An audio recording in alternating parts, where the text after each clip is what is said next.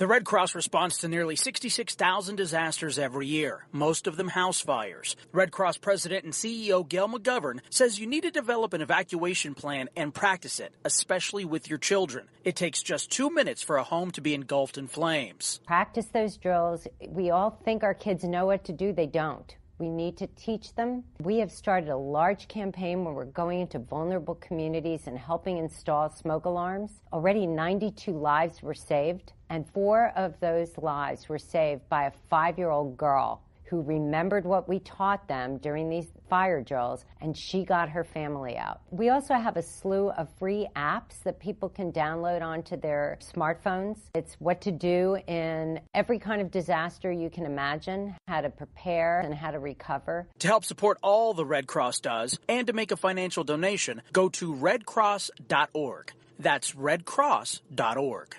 See that cute little dog in the pet store window? Chances are it came from a puppy mill. A breeding facility that forces caged, neglected, and often sick dogs to churn out puppy after puppy to be sold for profit. Meanwhile, millions of wonderful, healthy pets end up in animal shelters. This leads to the killing of more than 9,000 by the end of today. But with one simple choice, you can help, just by deciding to adopt instead of purchase your next pet.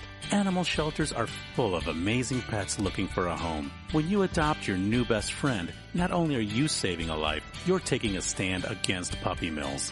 When your friends see the smart choice and impact you've made, they adopt their next pet and share with 5 of their friends, who share with 5 more. Before long, thousands get involved. Pet stores stop selling dogs from puppy mills, and even more lives are saved. And with your help, we can save them all. Visit bestfriends.org/puppymills to learn more. It's Thursday night, and you're grabbing drinks with some friends. Started off with a pitcher for the table, which quickly becomes 2. There's pool. And there's the photo booth. All right, everybody squeeze in. Say cheese! Followed naturally by an order of wings. And another. Can we get some extra ranch sauce? Then there's the ceremonial nightcap. So what are we doing this weekend? And lastly, it's back to the car, which, if you're buzzed,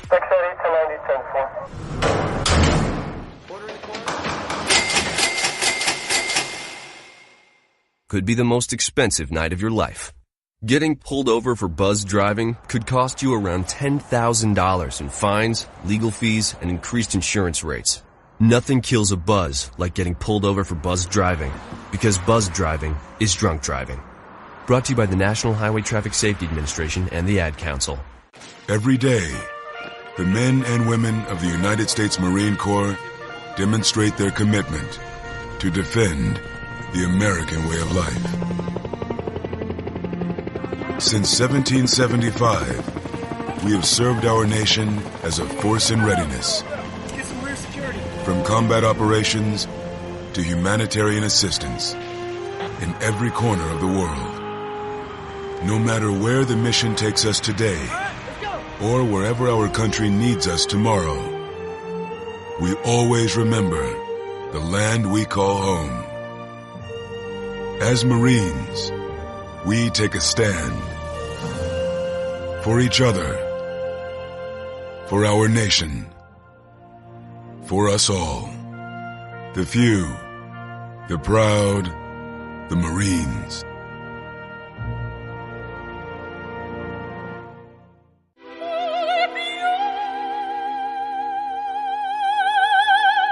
The human voice. It can be sweet as music, powerful as thunder, and so, my fellow Americans, cheerful as laughter. But for millions of people, it can also be a sign of COPD. This serious lung disease can make it so hard to breathe, you often can't catch a breath or finish a sentence, let alone carry a tune. And many who have COPD don't even know it. That's where your voice comes in. If you think you or a loved one have symptoms, talk with a healthcare provider. Early diagnosis can mean better treatments and quality of life. Join us in raising our voices for the millions with COPD who can't. Learn more, breathe better at NIH.gov.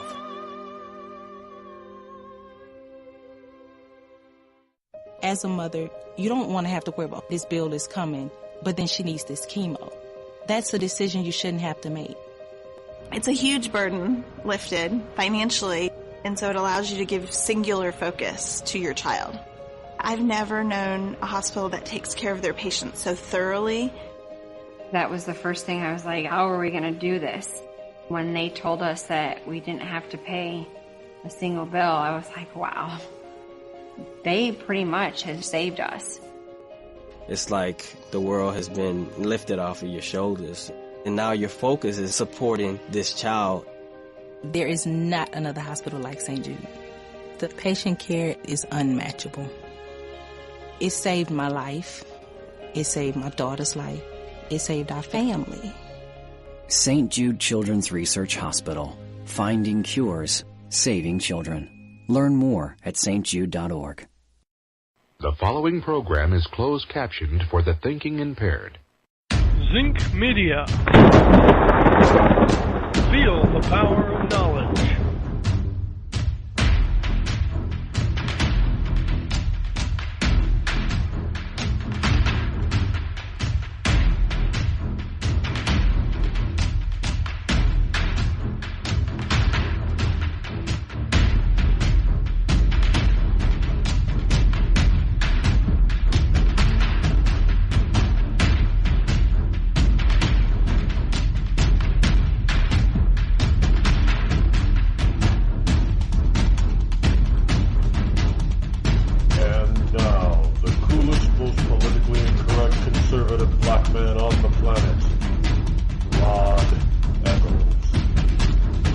And a good Tuesday morning to you, one and all. Welcome aboard. Yes, I am indeed your lovable host, Rod, coming to you live this morning, this Tuesday, August 29th, in the year of our Lord 2017. The call-in line, hotline this morning is 603-835-3226. Glad that you are here. Got a lot to cover this morning, for sure. It's rarely a day when I don't have probably more to talk about than I have time for. We'll take a trip down to Houston. We'll take a trip over to the Pacific. Yeah, for those of you who don't know the difference, it's Pacific, not specific, and specific is not being Pacific. The English language seems to be a big problem point for millennials in general. I mean, I heard it the other day. So it's usually a female. I hate to say it, but it's usually a female. Guys are just, we're just dumb anyway. So we don't make any bones about it. But women always try to try to act and sound smart, and this is. I'm probably going to get in trouble for this. This is where we get the blonde bimbo thing, and unfortunately, it's not just blondes. Brunettes, and although I don't think I've come across an airheaded redhead yet, but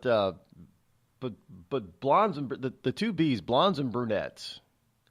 I mean, the other day I heard them again, millennials talking, and she couldn't spout off the difference between specific and Pacific.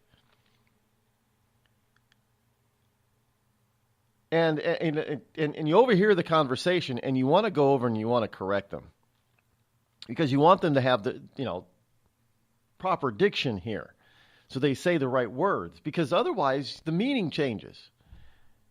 And it was this young female thing in her probably mid-20s. And she, her response was, and I told him I was very Pacific about it. And I wanted to, yes, I heard the word Pacific, not specific, again. Now, that kind of stuff drives me nuts. But it comes to pass that this is not a rare occurrence. So I've come to the conclusion they really don't know how to, either they don't know how to speak properly because they haven't been taught, and that's how bad our educational system has really gotten, or they don't care enough to be specific in their diction and their language. Thus, changing the meaning of words without even realizing they're doing it. Now I'm going to assume if we start seeing the word Pacific being substituted for the word specific and having the same meaning as specific, you know why?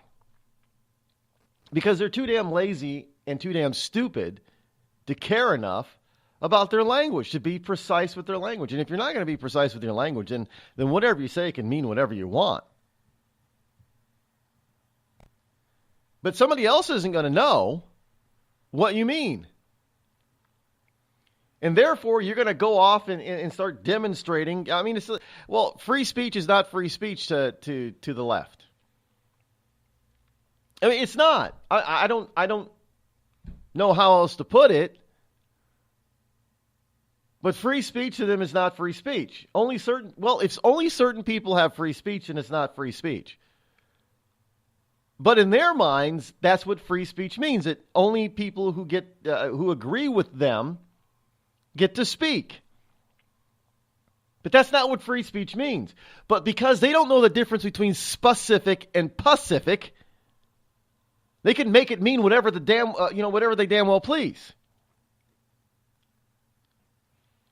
So I'm putting all this together, and I'm realizing this is exactly what's happening. We have dumbed down our educational system so much that now people are just deciding for themselves what certain things mean.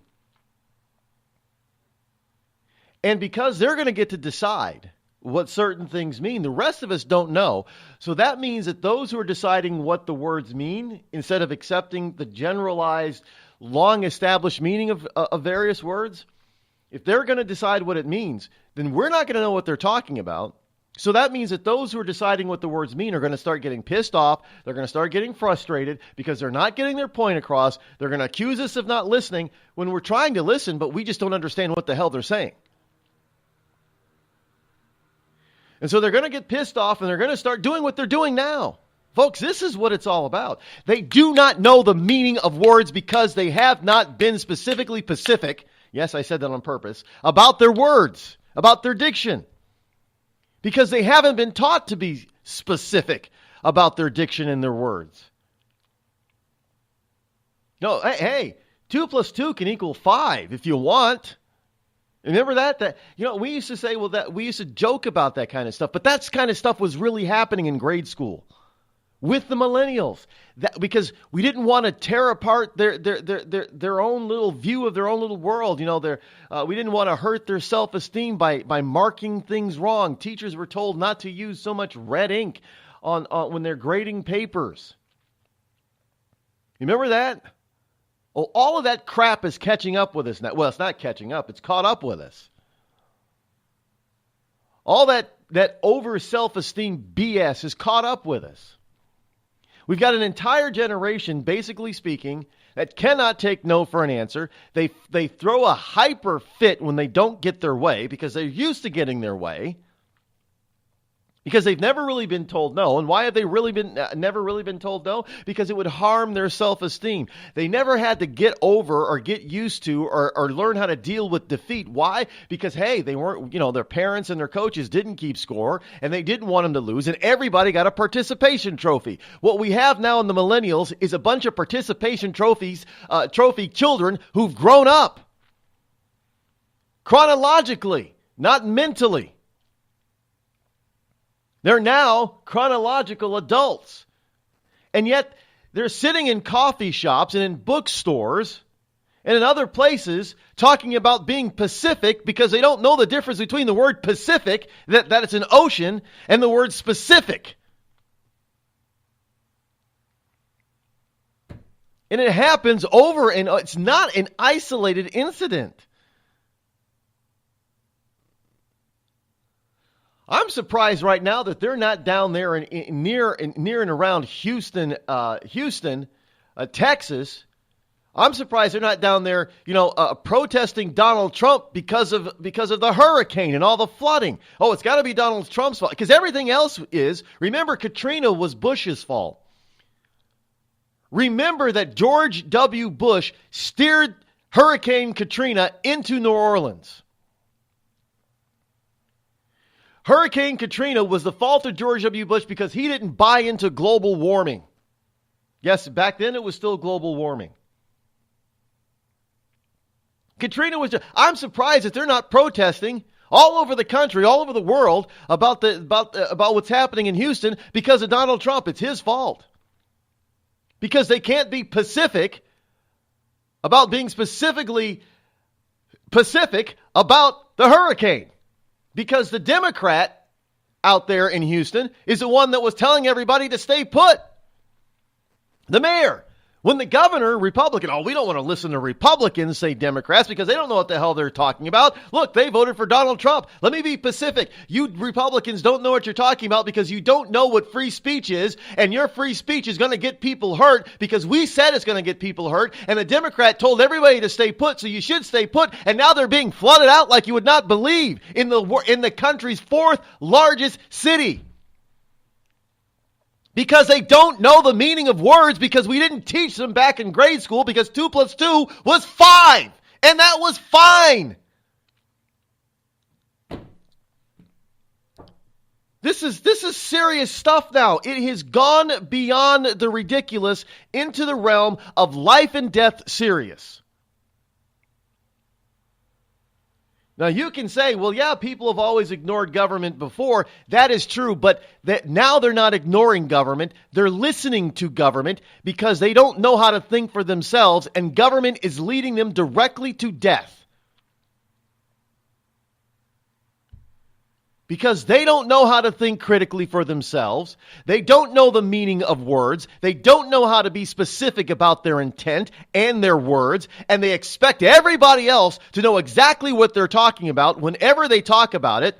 And when we don't, they want to gather together, become Occupy Wall Street or Antifa, and start destroying stuff and blaming everybody else for their own little worldly problems that they themselves created.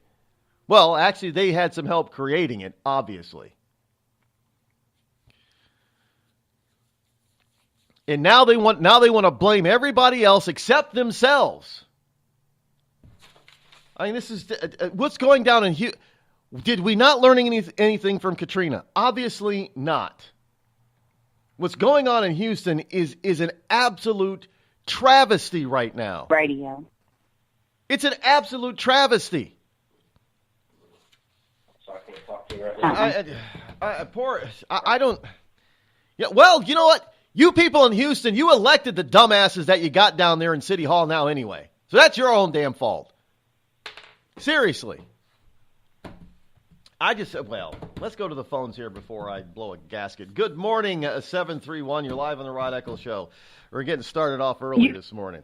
You're gonna need blood pressure medicine because I'm telling you. It is ridiculous. Here we have Antifa and Black Lives Matter, whatever you want to call them.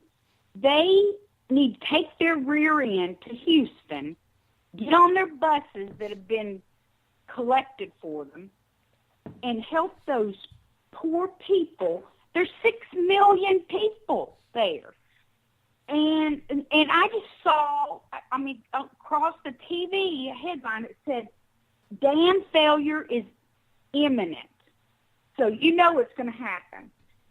And they don't know, just like you said, they don't know what they're talking about. They don't. If you try to ask them what they protest, they don't know. But I can tell you this, there's 6 million of people in peril right now. And we have the news reporting these as protesters. They're not protesters, they're freaking terrorists. And I'm telling you guys something, that thing's going over to New Orleans. So everybody, if you've got a spare dime, give to the Samaritan's Purse. I don't trust a lot of, after the Clinton Foundation, I don't trust anybody really. But I do believe the Samaritan's Purse is honest. And I saw where they had 4 trucks in Houston pulling in on the Friday. So, and Rod, I want to tell you this. I'm a retired nurse practitioner. My family owned a construction company. It's sold, but I have access to, medical products and construction. If anybody out there needs me to go, I went during Katrina. I was there before the first reserve was there. But I'm available to do that. But I sent money, but we've got to help these people, because you think of all the mold and all the water. Can you imagine? It is going to be, once the water recedes, it's going to be a nightmare everywhere within the flood zones within Houston. And this is now, people have to understand that Katrina, in New Orleans, it was concentrated, or at least what we were hearing about was concentrated. Now this is the other thing. Katrina was over a much wider swath than just New Orleans. In fact, the more devastated parts of the storm area wasn't even in New Orleans. It was it was. I went to Lake. It's right outside Gulf Shores.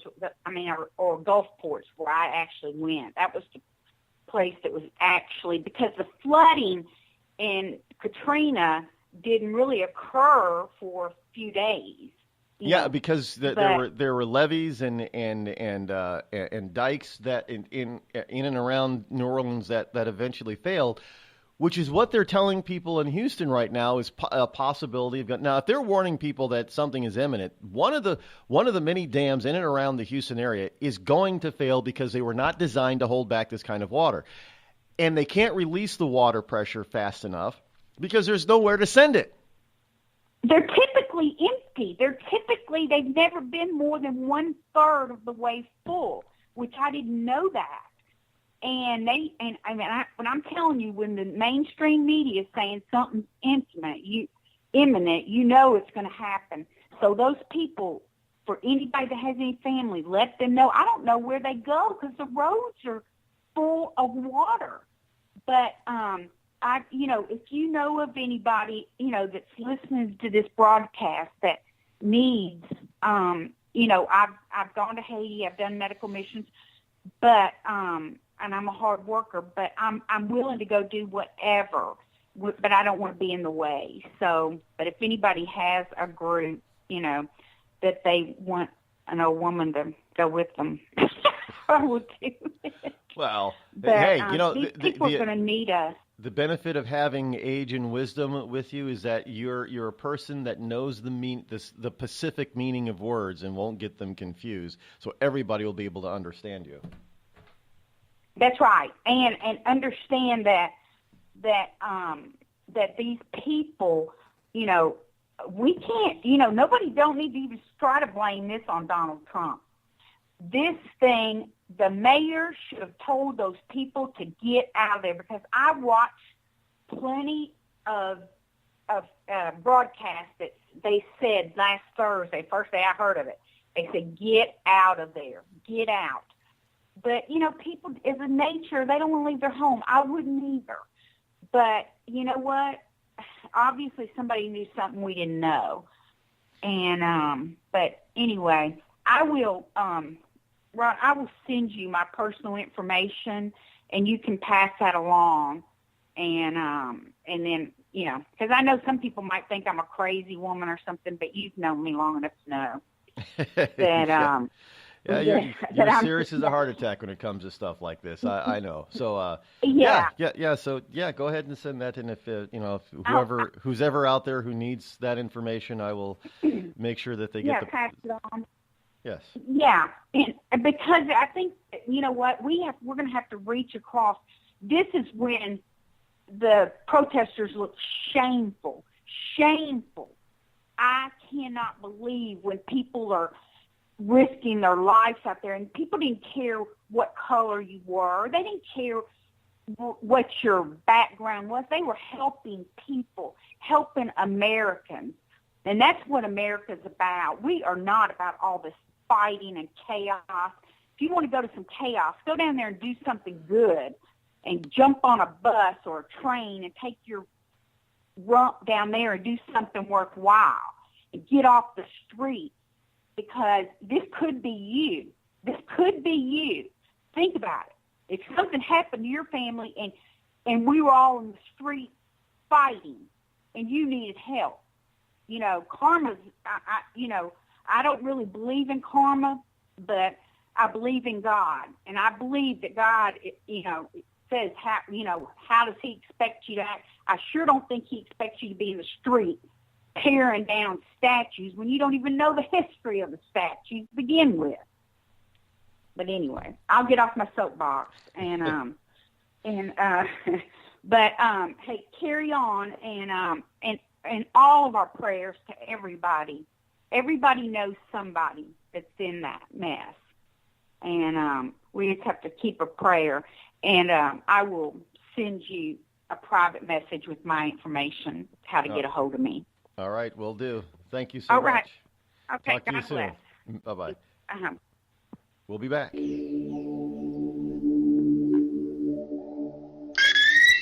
You're listening to me, your lovable host, L-Rod, here on The Rod Eccles Show. We've all heard of male enhancement, but now there's an expert on true male enhancement in the areas that really count. In Herb Ellis's book, Husband 2.0, Real Male Enhancement, you'll find answers to questions like, why doesn't she want to have sex? A quick start, quick results workout guide. Plus, what you can do as a side hustle to make money now. With all the great tips in this book, every man can benefit. Get the book, Husband 2.0, Real Male Enhancement, on Amazon.com.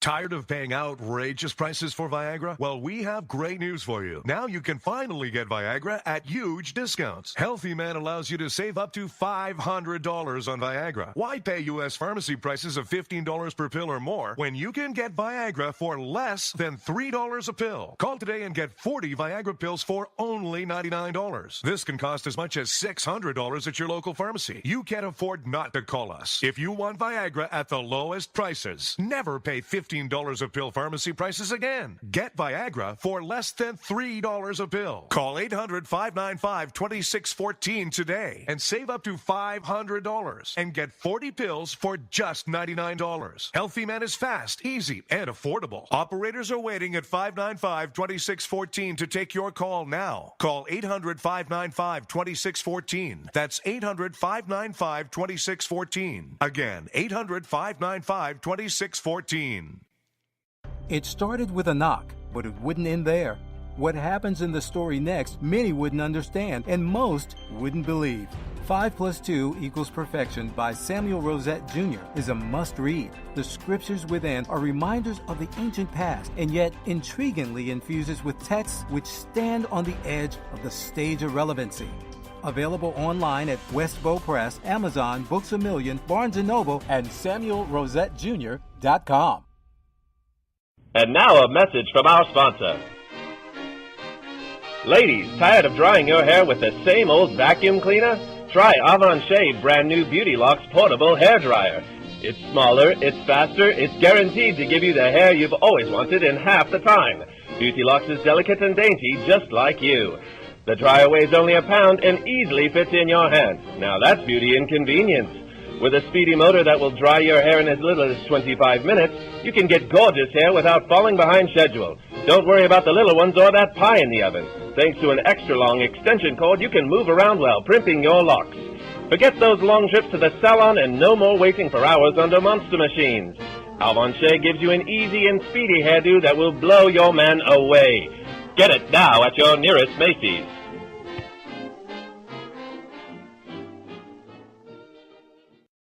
You're listening to The Rod Eccles Show. Let truth be told.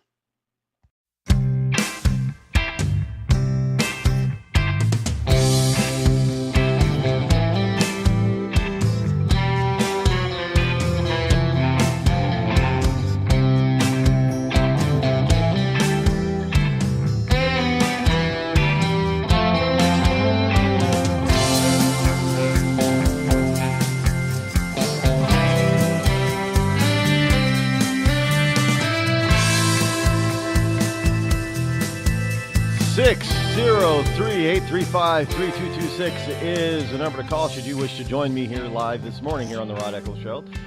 Glad that you are tuned in. We've got a lot more to cover after the bottom of the hour break, so you're going to want to stick around. We got we missed the daily holidays yesterday. We got the daily holidays today. Pretty interesting. And we'll keep on this thing about being specifically Pacific about the Pacific is not being specific, but and all the rest over there in Antifa land. But don't go anywhere because we're not done yet.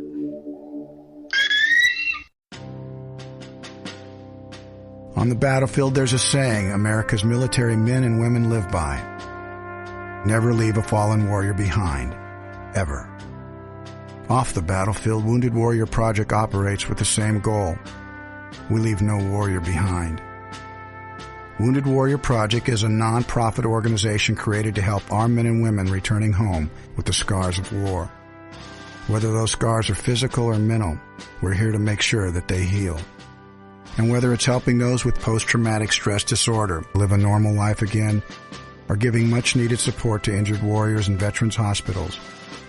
Because no one deserves our help more than the men and women who risk their lives to keep us safe. Wounded Warrior Project. We never leave a fallen warrior behind. Ever. Learn more about what we do at woundedwarriorproject.org. Think fast. In the short time it takes to listen to this message, a small flame can turn into a big fire.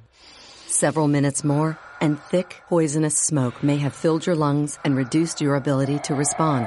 Give it 5, and your entire home may be filled with flames. Keep breathing. We've got you. Don't let your world go up in smoke. Have working smoke alarms and practice an escape plan for you and your loved ones. Learn more at usfa.fema.gov, because fire is everyone's fight.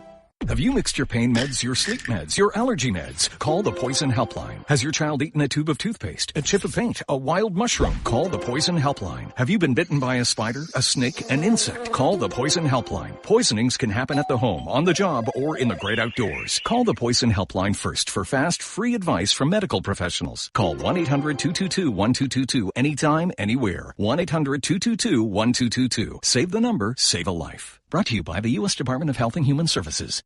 Hi, I'm Hillary Duff. As a mom, I'm proud to support the March of Dimes in helping more women have full-term pregnancies and healthy babies. That's why I walk in March for Babies. The money we raise funds research and local programs that help babies overcome the challenges of premature birth and birth defects. Sign up today at marchforbabies.org. Together, we can help make healthier babies possible for thousands of families. It's pretty amazing when you consider that 7 years ago, we didn't have the treatments we have now. We cure 80% of children with cancer. Go back 50 years, we were curing 20 to 30%.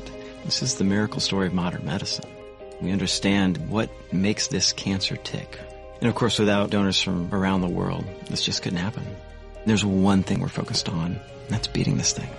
St. Jude Children's Research Hospital. Finding cures, saving children. Learn more at stjude.org.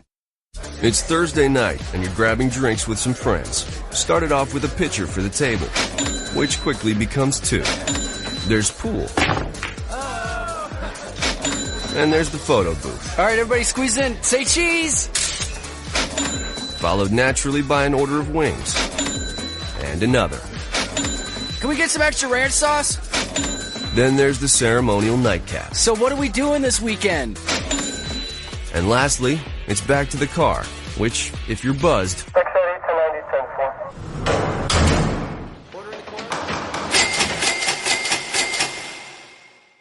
could be the most expensive night of your life. Getting pulled over for buzz driving could cost you around $10,000 in fines, legal fees, and increased insurance rates. Nothing kills a buzz like getting pulled over for buzz driving, because buzz driving is drunk driving. Brought to you by the National Highway Traffic Safety Administration and the Ad Council. America's wounded warriors are coming home.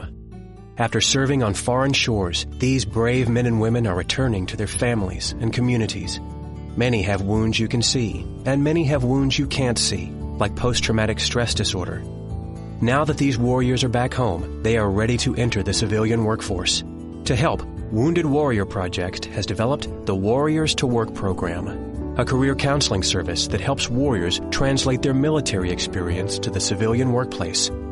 These extraordinary men and women bring proven world-class job skills and a unique perspective on teamwork to the job.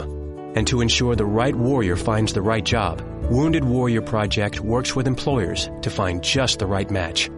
When you hire a wounded warrior, you hire an intelligent, talented, and committed new employee.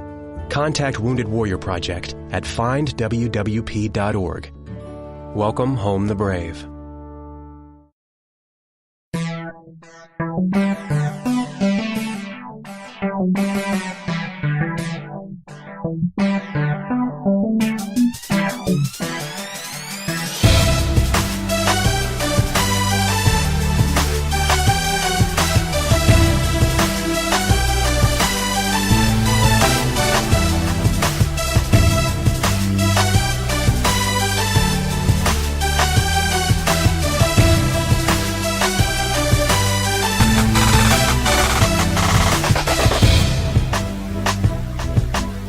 Welcome back. 603-835-3226 is the call-in hotline number to this program. And what is this program? Well, if you're just tuning in, it is the Rod Eccles Show. Thank you for being here. The holidays that we have. By the way, we're coming quickly into the holiday season. Now, what is the holiday season? Well, you have, some people say it starts at Labor Day. Okay, we'll give them that. You have Labor Day, then you have a number of holidays from October through January at that particular point. I mean, you have, not everybody considers Halloween a holiday, but it is, whether you celebrate it. Remember, a major holiday is still a holiday even if you don't celebrate it. But we have Labor Day, we have Halloween, we have, to not so much anymore. I mean, before Halloween, you have Christopher Columbus Day, and I understand why we don't really celebrate Christopher Columbus Day. Really, kids still get it off from school, believe it or not. They still have that Monday off from school, but I understand why we don't. Well, frankly, let's be honest. He wasn't the first European to discover the so-called New World, the West. I mean, there were plenty. We now know that there were plenty of explorers that knew that Christopher Columbus didn't really know at first, evidently, according to his own writings. He didn't know at first that he found a new land. There were plenty of European explorers before Christopher Columbus that knew that they found a new land. They just didn't lead. It didn't lead to a colonization from Europe like Christopher Columbus's rediscovery did. Fine. We get it. We know this. I mean, living here in New England, there's all kinds of historical and archaeological evidence that show that there were Europeans here long before Columbus. We have the structures there are buildings and structures and monuments and everything else to prove that. So we got it. And this is why we don't really celebrate Columbus Day as we used to. And that's fine. That's not I guess it is sort of redefining the holiday, but it's redefining it based on historical data and historical fact. Not out of feeling. Now understand the difference here. The reason why Christopher Columbus is taking a different seat in history is because of all the new historical data that has come about that has been proven to be accurate. Not because people just don't like him anymore. Well, that's the left. They just don't like him because they're attributing something to Christopher Columbus that, genocide, Native American genocide is all Christopher Columbus's fault. No, it's not. He really didn't have anything to do with all that.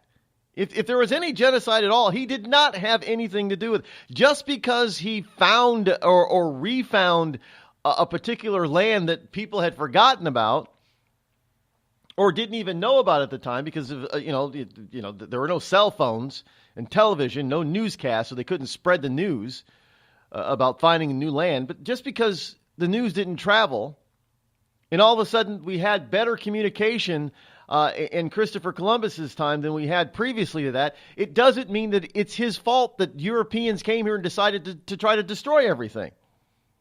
If that was what their intent was, and it wasn't.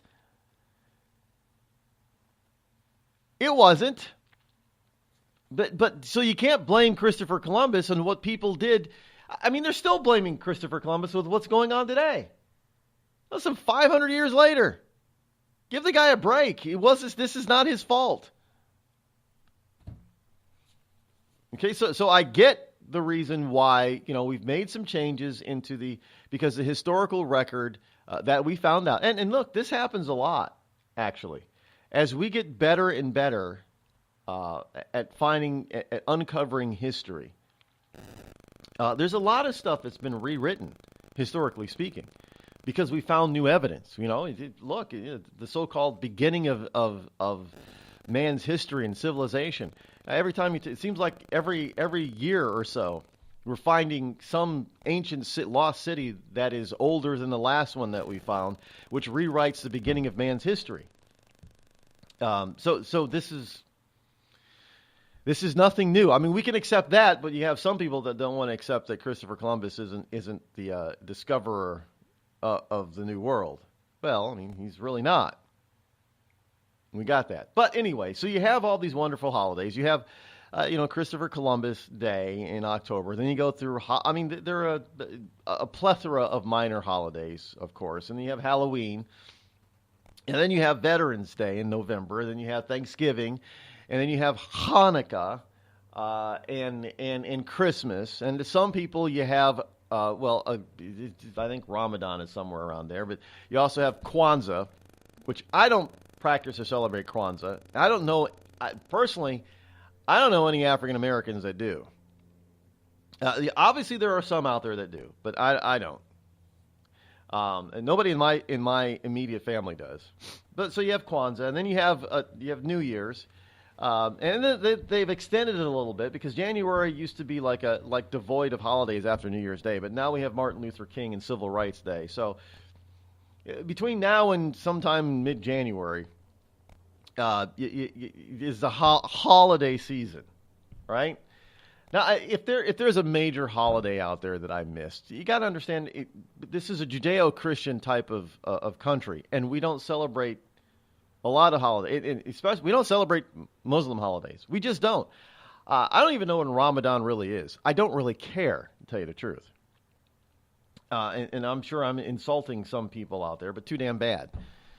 This is not an Islamic country. We don't celebrate Islamic holidays, and I'll be damned if I allow Islamic holidays to be celebrated in a Judeo-Christian nation, which is us, U.S. of A. Like it or not, that's what we are. But today's holidays are. We have a Chop Suey Day. This is yes, this is a day for the American Chinese dish. Do you know how many people think that Chop Suey is an authentic Chinese? It's not an authentic. It's an Americanized Chinese. Well, it's an American Chinese thing. Kind of like if you can go to Taco Bell and eat a taco, or you can go to an authentic Mexican restaurant and get a real authentic Mexican taco. They're not the same thing, believe it or not. I mean, the idea is the same, but the flavors and what's in them and their sizes, they're not the same thing. So this is the same thing with Chop Suey. But today is Chop Suey Day. Now, you can put beef or pork or chicken in this thing, but it usually has pork, and I don't tend to eat pork too often. So I don't eat a lot of Chop Suey. But I like Chinese food. I like the Americanized version, and I love the authentic Asian cuisine. Authentic. I don't eat sushi, though. I don't like sushi. I don't like Asian seafood, to tell you the truth. Because they eat like squid and they eat gross seafood stuff. I don't eat that stuff. And I definitely don't eat fish roll. I've tried sushi a couple of times. Didn't like it. Sorry. And it's not really sushi. Again, that's been Americanized. Sushi has to do with the rice and the rolling of the rice. Not the raw fish. I don't eat anybody's raw fish. I just don't like it. Just not. I suppose if I were on an island and playing one of those survival games, I would, but not by choice. I'm not paying a ridiculous price for it. Today is also International Day Against Nuclear Test. Funny that should be the case today, that we're observing today when we're getting the news about what North Korea did to Japan yesterday. Today is also Lemon Juice Day. Find out all the wonderful things that you can do with lemon juice today. Today is also More Herbs, Less Salt Day. Well, what is there's a where's that no salt spice thing that you can get that has all the different herbs? It doesn't take the place of salt. Salt has a reason for it. It has a specific need. And salt also is a flavor enhancer. In other words, it allows flavors to travel across your tongue more readily than with it than without it. Salt, we need salt, by the way. I mean, people have gotten on these ultra low salt diets and sodium diets and have gotten themselves in some big health trouble. And of course, there was some news the other day over the weekend about too much salt. We eat too much salt. It's still heart, because there was news that came out about in favor of salt, more salt, because obviously we're starting to go the other direction. And of course, there's different kinds of salt. There's different kinds of sodium. So it's also, you got to get the right kind of sodium. So you can learn more about, herbs today, because today is More Herbs, Less Salt Day. Today is also Touch a Heart Day. Yes, touch a heart. We could use a lot of heart touching down in the greater Houston, Texas area right now. So that may be apropos. Today is also National Swiss Wine Growers Day. Well, because the Swiss are their wines are overshadowed by their Western European counterparts of France, Spain, and Italy. Yeah, believe it or not, even Germans have some decent wines from what I understand. But they're all overshadowed by the red wines of France. And the sparkling wines, the champagnes of France. And to a certain degree, there's some good red wines out of Spain and white wines out of Italy. Italy is more known for their white wines. I guess Spain is reds and rosés. It's noticed, the farther south you get, the more sun you get, the lighter the grapes get for the wine. So you got red wines up north, and it's, it works that way. And of course, the USA has its own equivalents of French wines. It would shock the world when the California wine growing country started to burst on the scene in the 50s and 60s, and they took the French, and specifically the French, but it took the French and the Italians, both the red and white wines, took them by surprise. But specifically the French. I mean, what? Nobody grows wine like the French, but California does, evidently. But today is National Swiss Wine Growers Day. It is also, yes, believe it or not, according to Hoyle Day, Hoyle Day. Now, what is according to Hoyle Day? This is a day that, funny as it may be, now I didn't do this on purpose, but being specific and Pacific is exactly what this is all about. According to Hoyle, August 29th, honor expertise, authority, and the rules, because it's according to Hoyle Day, named after the English language phrase, according to Hoyle. The unofficial holiday celebrates the life and times of Englishman Edmund Hoyle, who died on this day in 1769. He was a lawyer by trade. Edmund Hoyle is best known for publishing books detailing the rules and regulations of many popular card and board games of his time, including chess and backgammon. He's also known for writing an authoritative pamphlet on the card game of whist. Now, whist is a trick card game played by two teams of two players each. Now, that's all I know about whist. So, according to Hoyle, who is very precise in his language in order to write the rules out of all these games, and because he was a lawyer, again, being a lawyer, you also have to be very precise. Today is the day that we celebrate, according to him. Actually, we're celebrating the day of his death in 1769. Today is also Sarcoidosis Awareness Day. Now,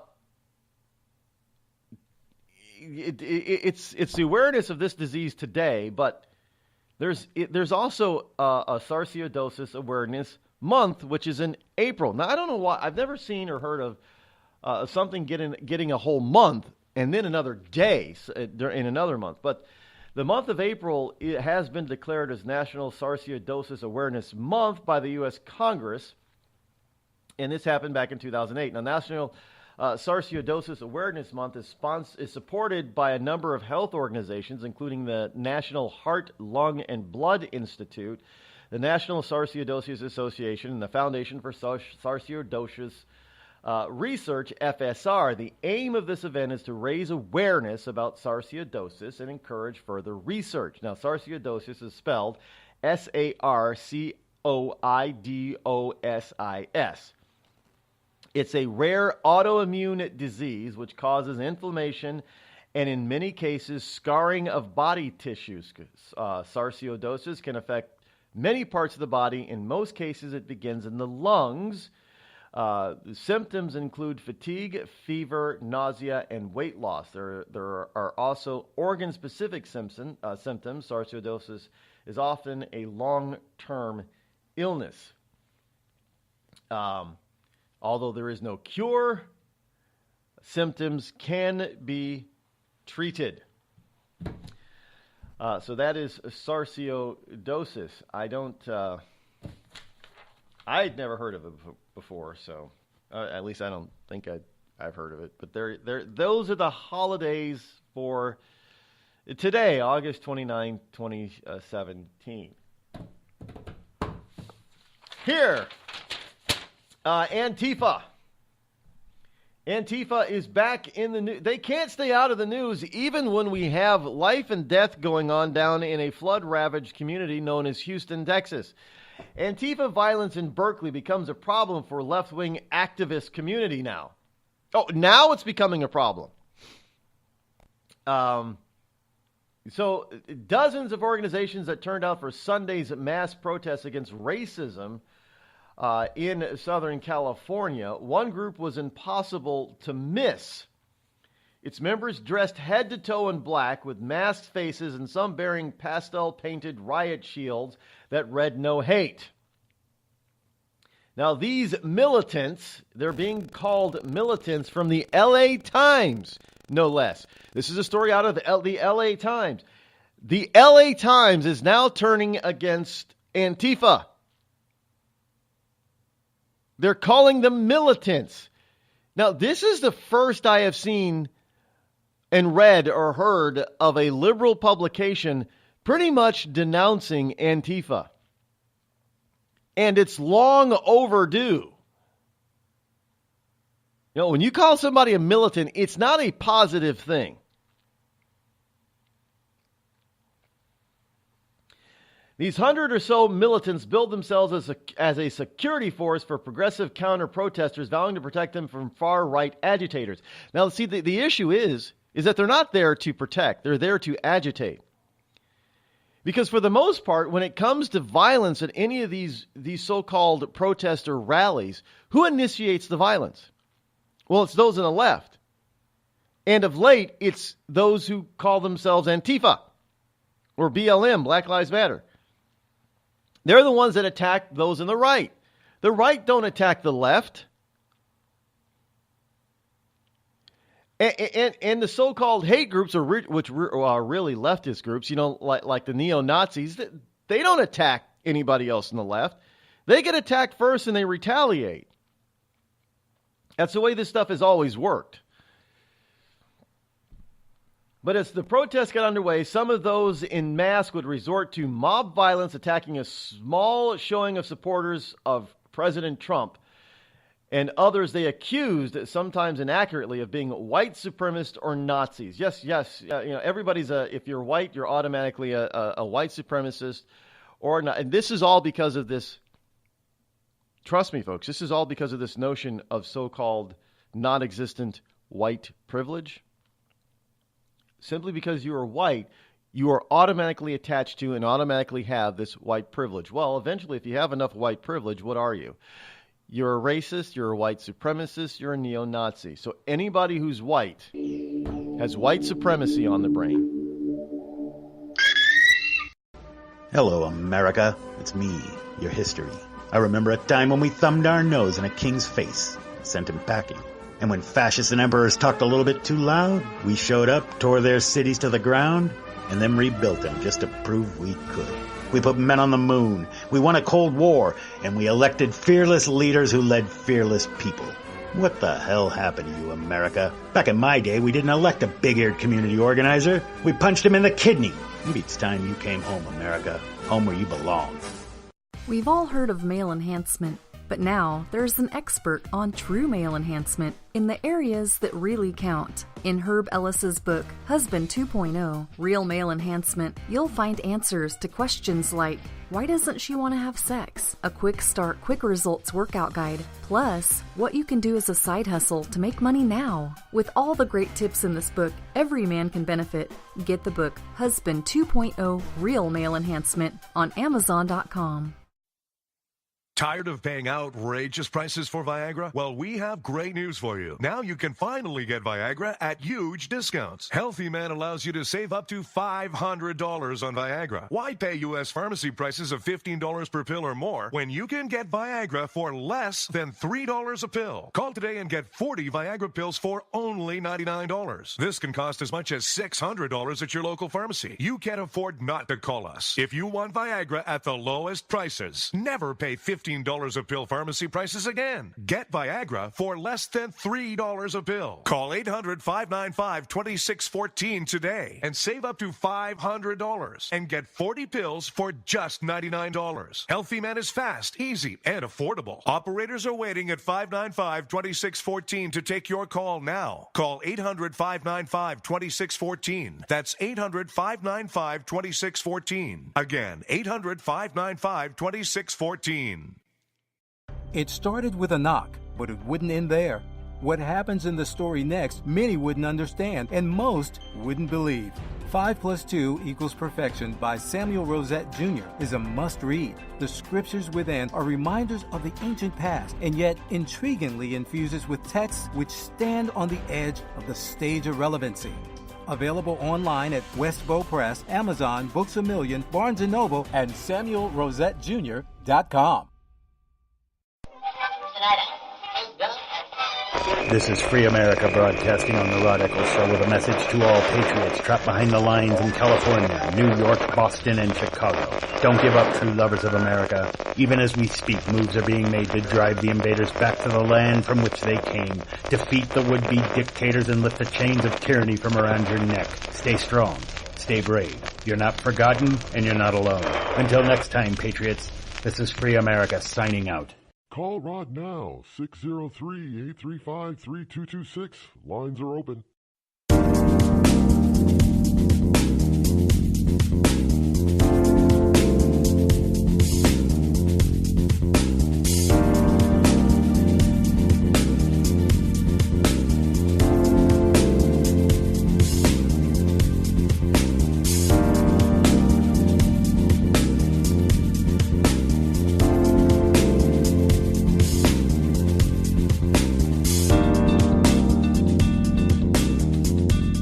The LA Times is calling Antifa a possible potential bad guy organization. Again, it's about damn time.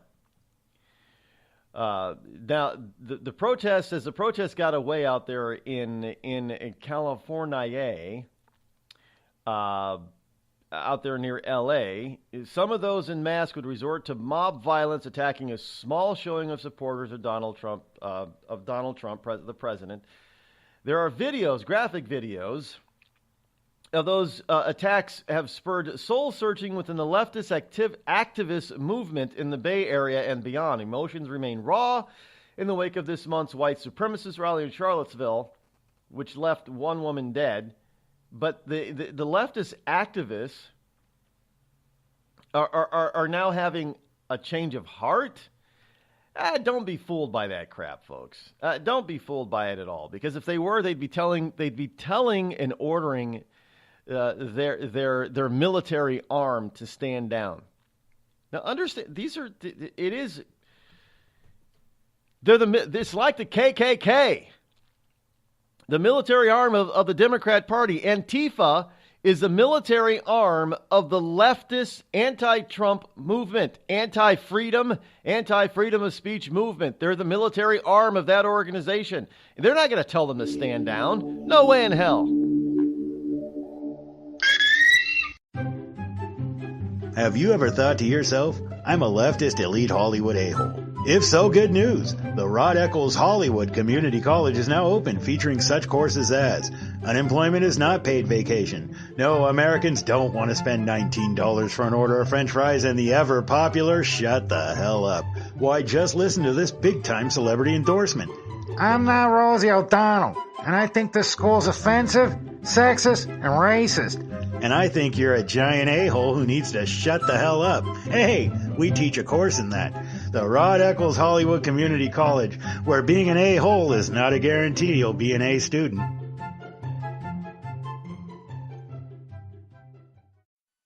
I considered suicide so I wouldn't put my family through all the pain. Many of our warriors are returning home from the battlefield, only to face a new war as they struggle with devastating injuries. At Wounded Warrior Project, we understand.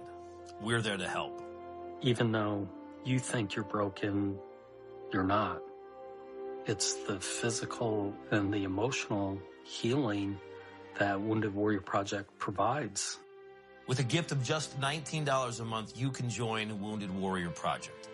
You'll help provide critically needed programs and services that rebuild lives. Beautiful. There you go, buddy. The ongoing needs of our wounded and their families will continue for many years to come. Now is the time to show your support. Call now or go online with your gift of just $19 a month, and we'll send you this Wounded Warrior Project blanket.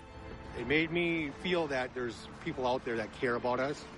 After this event, we can finally maybe start to heal as a family and move forward. We need your help. The families are hurting. For many of our wounded heroes, the greatest casualty is being forgotten. That's why your gift of just $19 a month is so important. Please, call or go online right now. Think fast. In the short time it takes to listen to this message, a small flame can turn into a big fire. Several minutes more, and thick, poisonous smoke may have filled your lungs and reduced your ability to respond. Give it 5, and your entire home may be filled with flames. Keep breathing. We've got you. Don't let your world go up in smoke. Have working smoke alarms and always stay in the kitchen when cooking at high temperatures. Learn more at usfa.fema.gov, because fire is everyone's fight. And now, a message from the American Migraine Foundation. It's an absolute nightmare. I was terrified. It was like your head's gonna explode. Migraine is a disabling disease. Just all of a sudden couldn't see. Migraine has ruined my life. Absolutely terrifying. There's pain that does not stop. It's a throbbing, pulsing, banging, hammering feeling in your head. 36 million Americans suffer. I started getting migraines around 5 years old. Just takes over everything. I feel trapped by migraine. It hurts like my head's gonna fall off. And the whole world around you stops. My world has gotten small. You feel like the world's closing in on you. There's nothing you can do. I had spent a year housebound. It's like you're trapped in your head. There's no escaping it. You can't leave your body. Don't suffer alone. Make your move against migraine. Visit AmericanMigraineFoundation.org to find help, learn more, and get connected. It's Thursday night, and you're grabbing drinks with some friends. Started off with a pitcher for the table, which quickly becomes 2. There's pool. And there's the photo booth. All right, everybody squeeze in. Say cheese! Followed naturally by an order of wings. And another. Can we get some extra ranch sauce? Then there's the ceremonial nightcap. So what are we doing this weekend? And lastly, it's back to the car, which, if you're buzzed,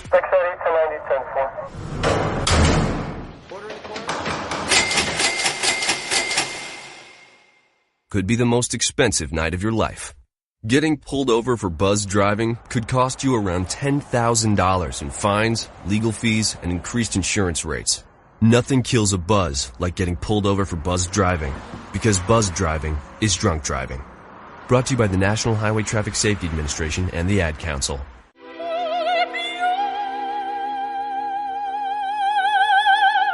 The human voice. It can be sweet as music,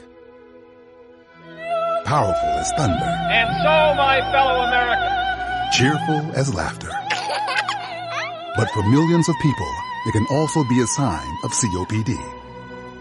This serious lung disease can make it so hard to breathe, you often can't catch a breath or finish a sentence, let alone carry a tune. And many who have COPD don't even know it. That's where your voice comes in. If you think you or a loved one have symptoms, talk with a healthcare provider. Early diagnosis can mean better treatments and quality of life. Join us in raising our voices for the millions with COPD who can't. Learn more, breathe better at NIH.gov.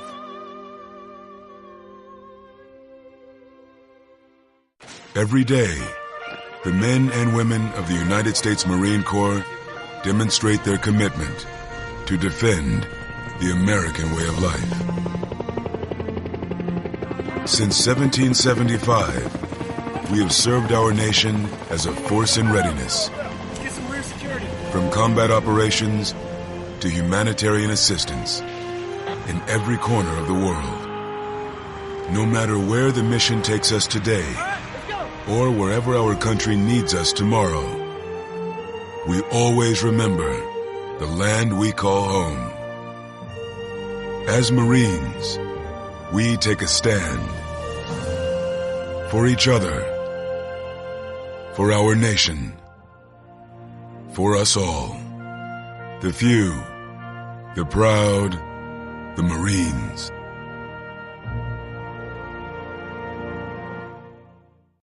Zinc Media. Feel the power of knowledge.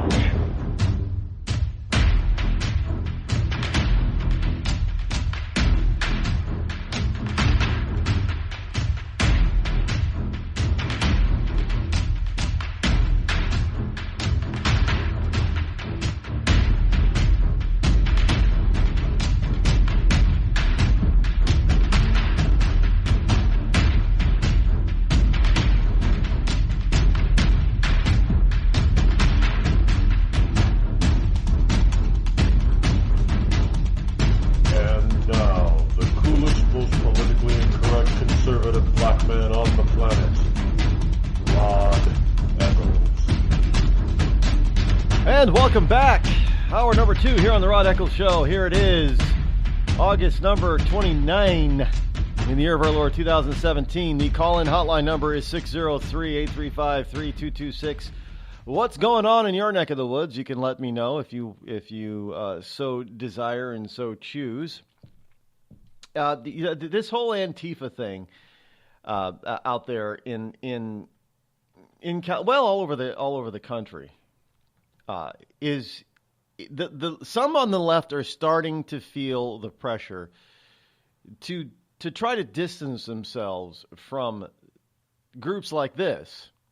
I mean, look, they're running around dressed all in black with masks on their face. They look like a bunch of terrorists because this is what the terrorists, ISIS and ISIL and Al-Qaeda and all those Islamic terrorists, this is how they dress. Now, they may not be black. They're in camouflage and all that other kind of stuff, but this is how they dress. Antifa's doing the exact same thing. They're calling themselves anti-fascist, Antifa, when they're the ones that are acting exactly like fascists. This is simply because they don't know the difference between Pacific and specific. They really don't, folks. You can't. There are certain parts that you can't blame on the millennials. This is one of those. You really can't put all the blame on them when it comes to this. When they talk about being anti-fascist.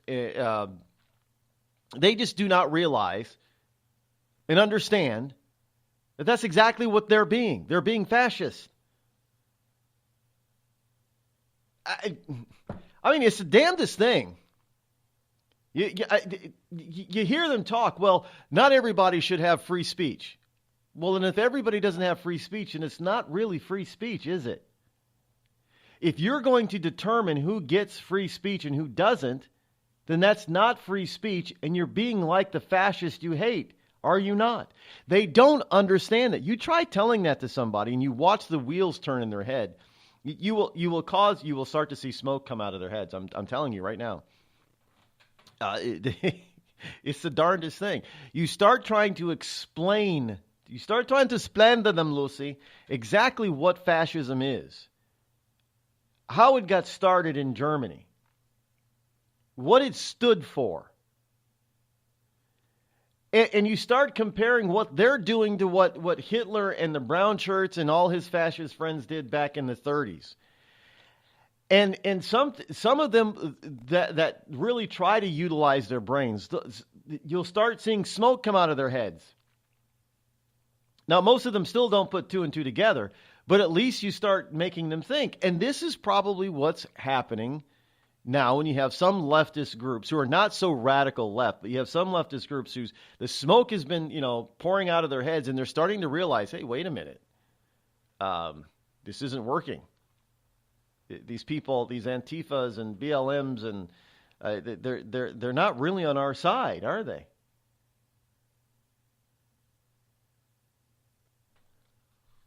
They're not. This is they're pulling. And look, you have some people who are on the left, politicos who are encouraging them. I don't see the people like Elizabeth Warren or Bernie Sanders telling Antifa to stand down. In fact, it seems like every time they give a major speech, they're giving them they're putting gas on the Antifa fire. They're encouraging them. So you have this notion of you have this segment of the leftist population that is trying to pull, I mean not just pull, but yank the left, the far left. The left in this country is no longer the opposition party, so to speak. The more liberal alternative to law and order conservatives. No. What we have now is we don't have. Well, we do. We don't really have much of in the way of conservatives anymore. Constitutional conservatives. There's not many of them. And frankly, folks, let's be honest. Donald Trump is not a constitutional conservative. Most of us on the right who are Trump supporters know this to be true. We did not. Ted Cruz is far more of a constitutional conservative than Donald Trump. Let's make no mistake about that. But it doesn't mean that we don't support him. It doesn't mean that he is, for the most part, he's right of center. Now, he's moderate in some areas, and he's conservative in some other areas, which makes him a good compromise and alternative in our eyes. He's trying to do the right things, and he's trying to do them in a conservative manner. We get that, and that's what we love about him. But most of us also fully understand that Donald Trump is not a constitutional conservative. There is a difference. So there's not many of us on the right that can be called constitutional or close to being constitutional conservatives. We have a bunch of moderates in the Republican Party right now. So now what we have is we basically have two parties. Now, Donald Trump is not within the Republican Party, and neither is somebody like Ted Cruz or Rand Paul. I mean, these two, trust me, if Ted Cruz or Rand Paul were president, they wouldn't be having as much trouble as Donald Trump is having, but they wouldn't be having an easy time with the Republican Party either. Because they've been ostracized. And why? Because the Republican Party in this country is no longer made up the majority of constitutional conservatives. They're a bunch of moderates, which is the old Democrat Party, by the way. The moderates today, moderate Republicans today, are the John F. Kennedy Democrats of yesterday. That's what they are. So we really don't have an opposition party. So what we have now is we have Democrats versus communists. That's the system that we really have today. And we have a few outliers like Donald Trump who are trying to resist all that leftward motion. But basically, that is what we have to. People say, well, we don't have a difference between the Democrats and the Republicans. Yeah, there is a difference. What you have today is you have the Democrat Party of the 1960s, basically. So you have the moderates versus not liberals, but fascists and communists. That's our two-party system today. Now, some people may think, well, that's not possible. Look at it, folks. Look at it and really think about it. I mean, John McCain has more in common with Democrats of the 1960s than he does with any Republican. And he's always been a moderate. He's always been a Democrat in my book. I mean, but by today's standards, and you know people have said this over and over again, John Fitzgerald Kennedy would not be welcome in the Democrat Party today. He would be a Mitch McConnell Republican. So that's the Republican Party today, as it stands, with the leadership that's in place, is now the Democrat Party of the 1960s. We don't have a real Republican Party with numbers anymore. They're the outliers. They're the Donald Trump and Ted Cruz and Rand Pauls. That's the true Reaganites. That's the true Reagan Republican Party. Now, just remember that the many Republicans back in the 80s were not big fans of Ronald Reagan, who was more of a constitutional conservative than most Republicans were at the time. See, the Republicans had already made their journey to being the new Democrat Party, and the Democrats had made their journey, but were put on the pathway and the roadway to being the new Communist Party.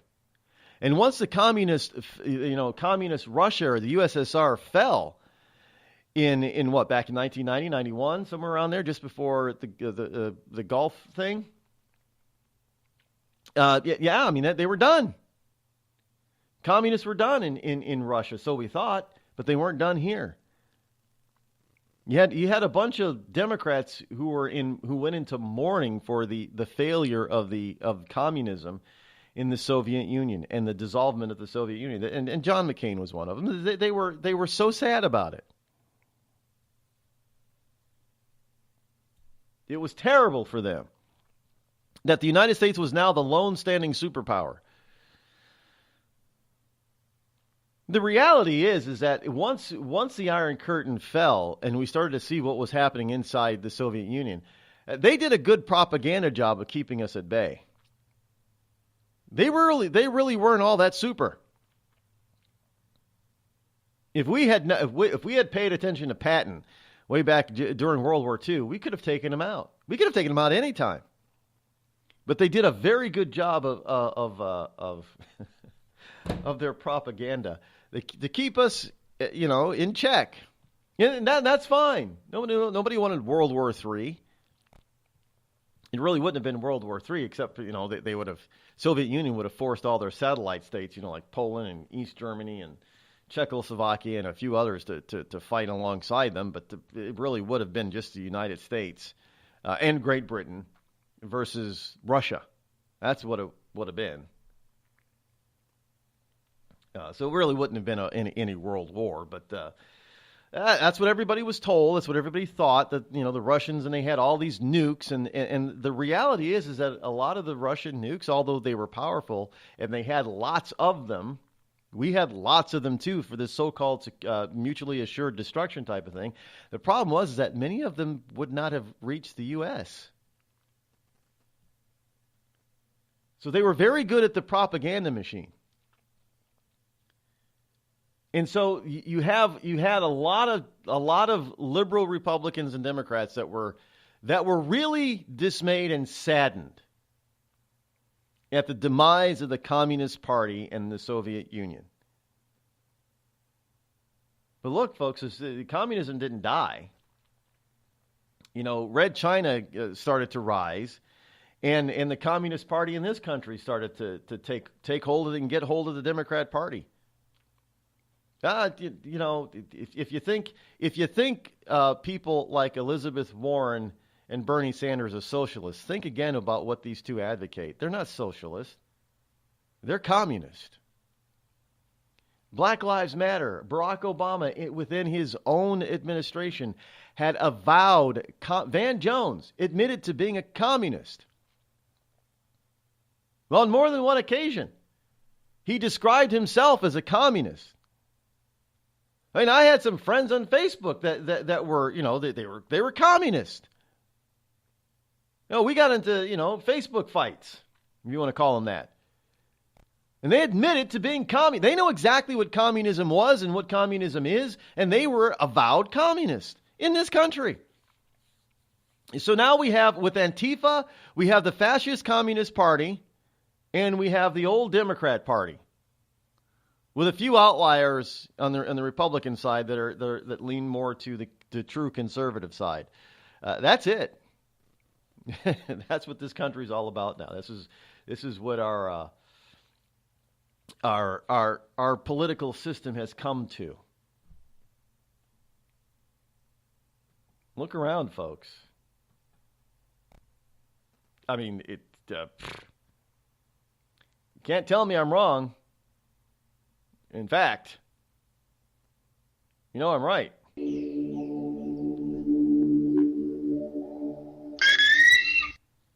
You're listening to the Rod Eccles Show, the coolest, most politically incorrect, conservative black man on the planet.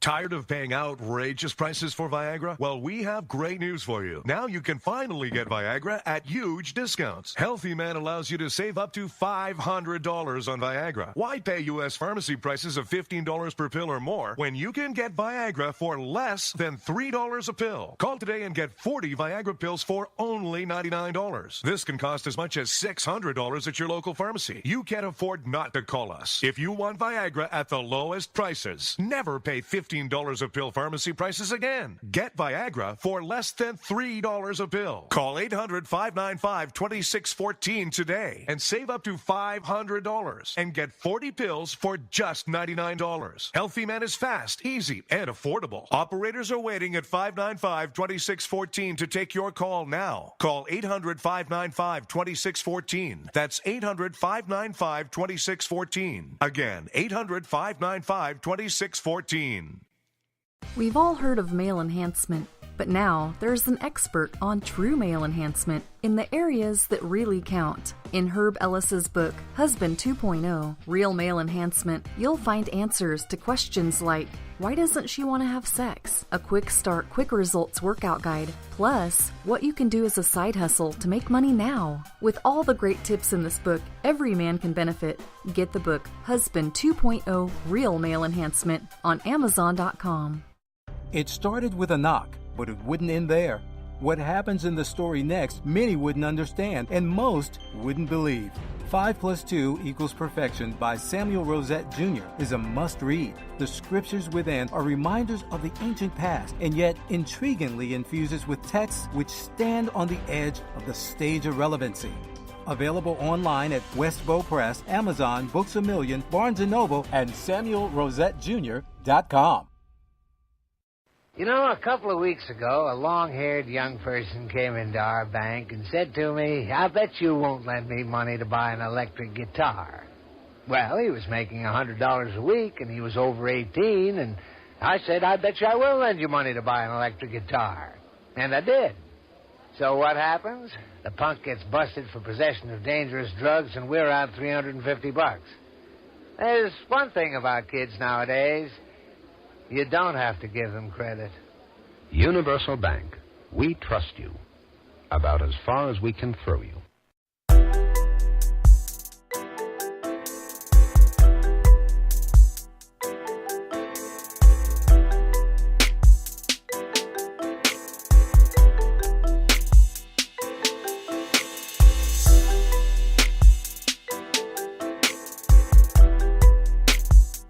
I have right here in my current nicotine-stained fingers some proof of what I was saying yesterday. Now, folks, first of all, let me preface this by saying I take no joy in being right about this. I don't. But it goes to show that I was right. Now, here's a news story out today that was posted today. So, therefore, I didn't have advanced knowledge of this. So, therefore, I didn't know that this was coming out today because I talked about it yesterday, and I'm not a future, fortune teller, whatever they call those people. Prestidigitation about looking into the future. I can't do that.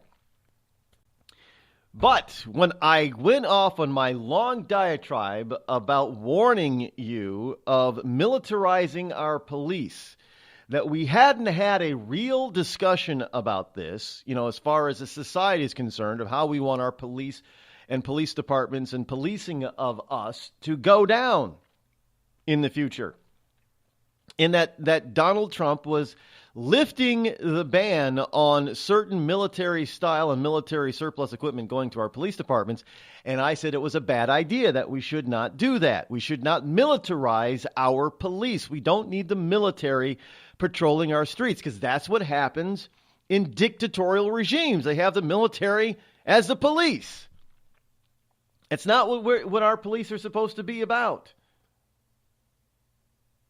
And by doing that, what you're doing is you're really separating the police further from the community. Now, there are some communities that are trying to reintegrate with policing. Used to be called policing, and policing involved not only the deputized badge wearers, but also the community as a whole. And we've built a wall. Both the police and the public, civilian public, have built a wall between the police departments and the public. And it's become an us versus them type of thing. It really has. And that's sad to say, because that's not the way it should be. Because better policing, civilian policing, comes about when you have a genuine partnership. And they tried doing that with Neighborhood Watch and a couple of other things. But again, a lot of these things, if they weren't approved by the police department, even though they may not have been illegal, remember the Guardian Angels? The police didn't like the Guardian Angels. New York City police didn't like them because they weren't approved by the police. The police didn't start like Neighborhood Watch. The Guardian Angels gave rise to Neighborhood Watch. So they didn't particularly like them. Now, even though the Guardian Angels, Curtis Sliwa, even though he did try to work with the police, they didn't want to work with him. They didn't.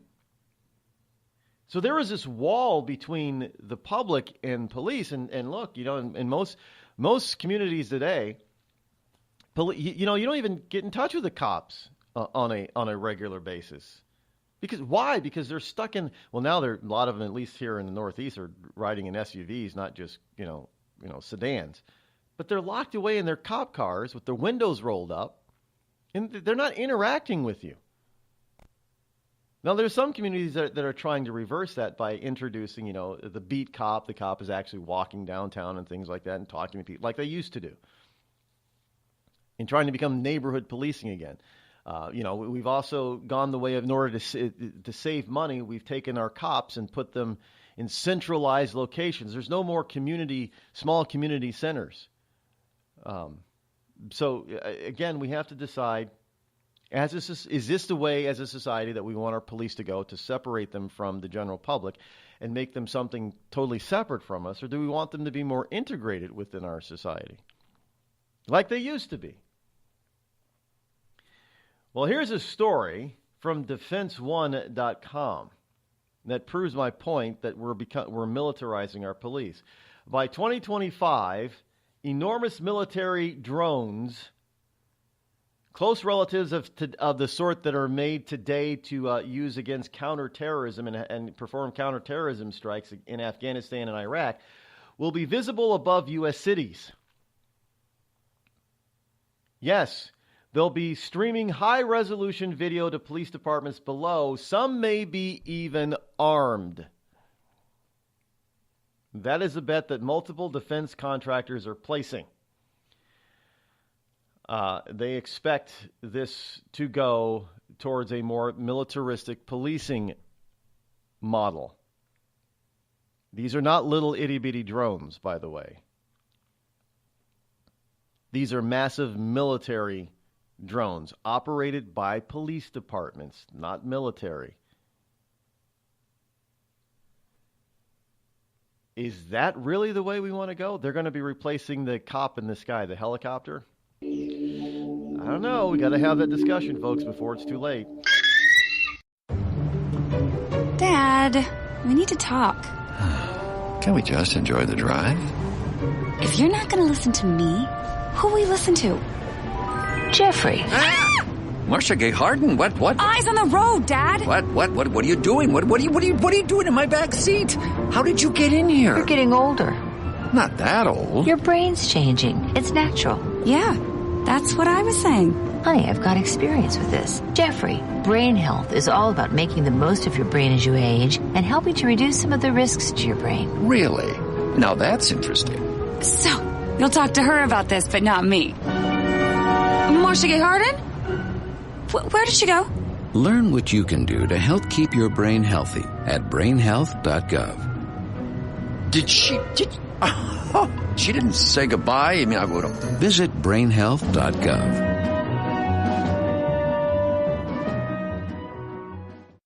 Every day, 70,000 puppies or kittens are born in the U.S. Cute, right? What's not cute is that half of all litters are accidents, which leads to millions killed in shelters each year. Turns out, those little cuties can get pregnant sooner than you think. But here's the good news. You can stop the accident before it happens. When you bring home a pet, get them fixed at 4 months old. Prevent more. Fix at month 4. Visit fixat4.com for more information. Brought to you by Best Friends Animal Society. There's a threat targeting America. One that's growing fast, but may still be hard to see. Lyme disease. Spread by tiny ticks, often smaller than the head of a pin. This dangerous disease is now more widespread than West Nile, tuberculosis, and HIV/AIDS combined. And if left untreated, it can lead to arthritis, facial paralysis, and even memory and concentration problems, often called brain fog. As the threat of Lyme disease grows to more than 300,000 projected cases each year, it's time for us to target Lyme disease. That means checking for ticks when you've been outside, even in your own backyard. It means seeing a doctor if you experience the symptoms of Lyme disease, which can include joint pain, flu-like symptoms, fever, fatigue, or sometimes a bullseye-shaped rash. Set your sights on stopping Lyme. Learn how you can target Lyme disease at targetlyme.org. Battles aren't won solely on the field. That's a common misconception. Battles are won within, over enemies of fear, enemies of doubt. In that place where promises are kept. Promises to oneself. This is a physical training event! Promises to one's community. Healthy people move debris out of their house. Promises to one's country. In the heart of every Marine, you'll find a promise. A promise forever kept. A promise of battles won.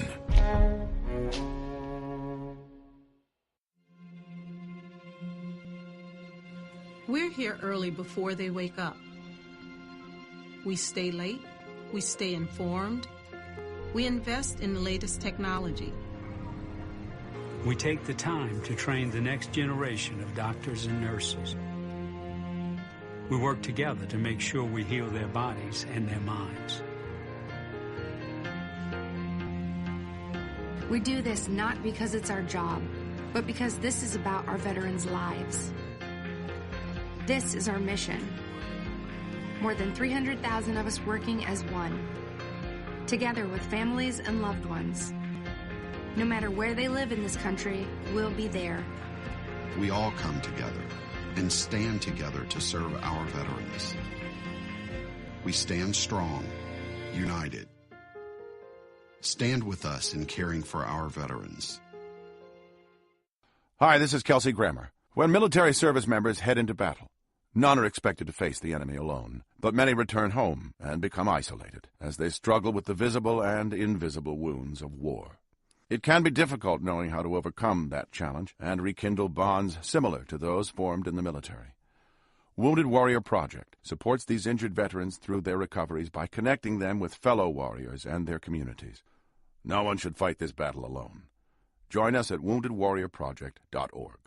Call Rod now, 666-603-835-3226.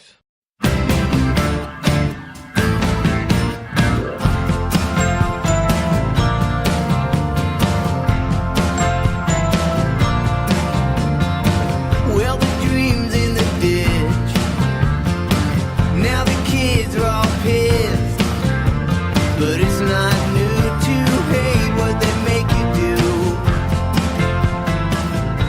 Yes, indeed, we have to. The dream could be in the ditch as far as the dream of our founders. Understand that this whole policing issue is one of the issues that the founders took very seriously. In the way they developed because policing back then really was the job of the military.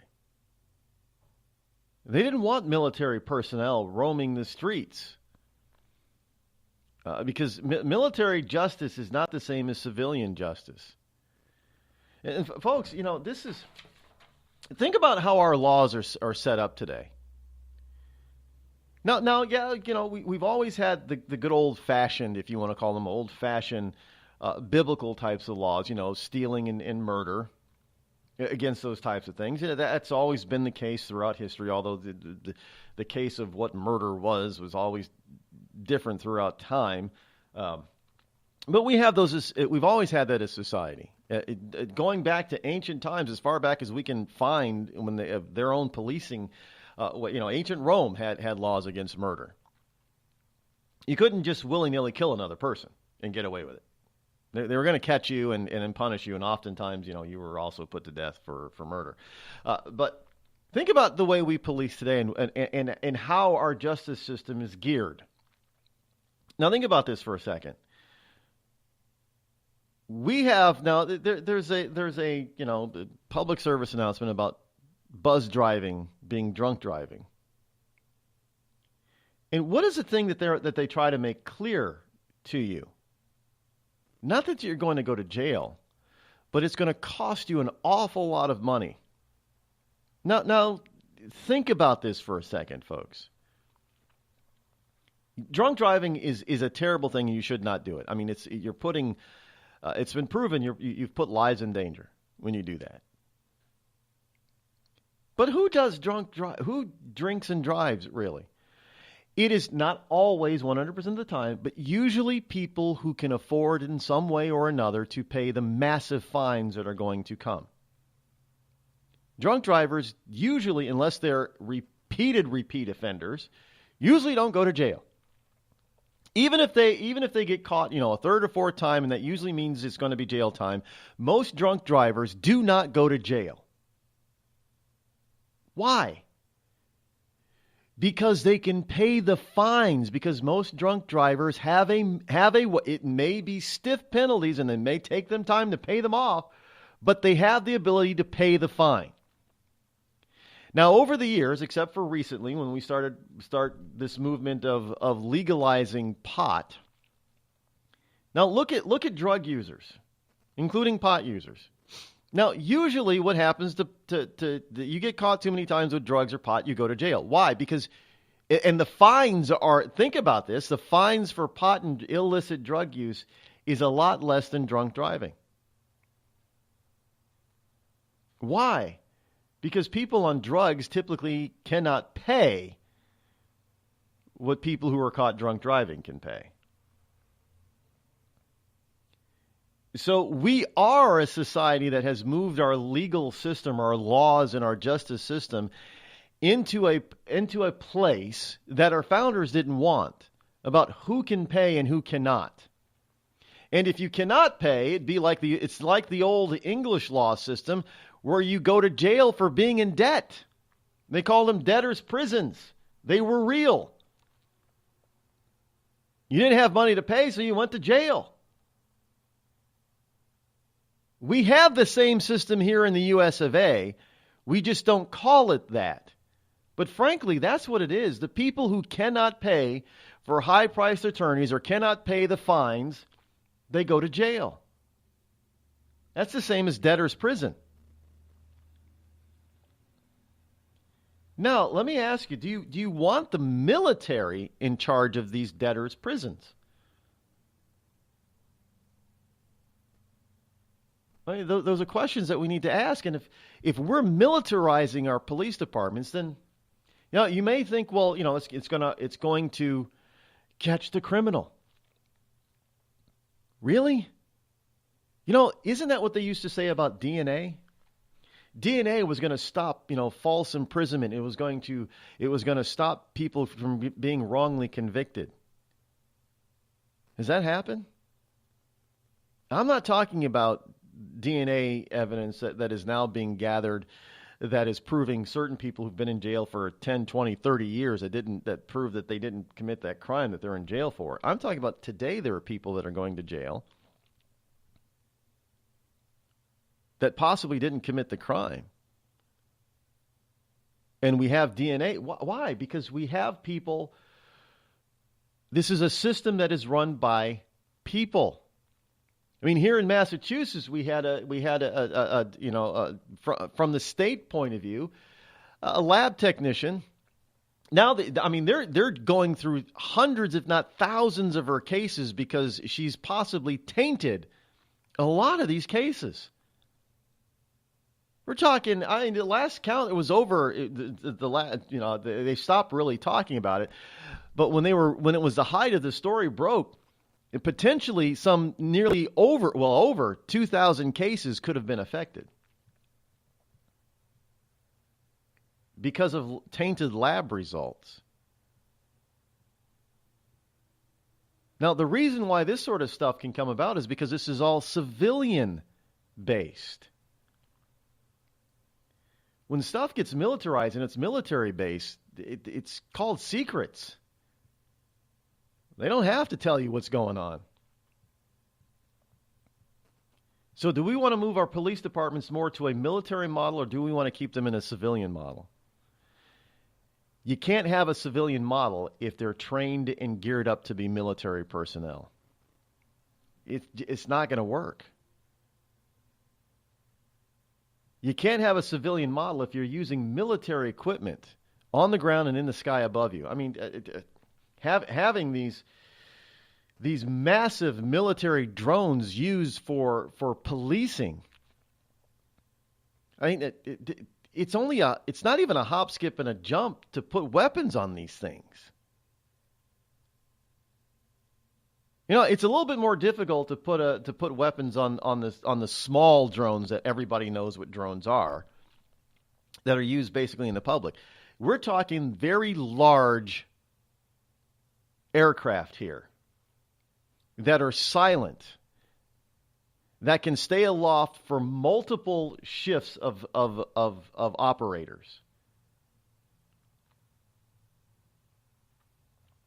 These things are efficient. They're silent, they're near invisible from the ground, and they can have a dozen of them up there, and none of them will bump into each other,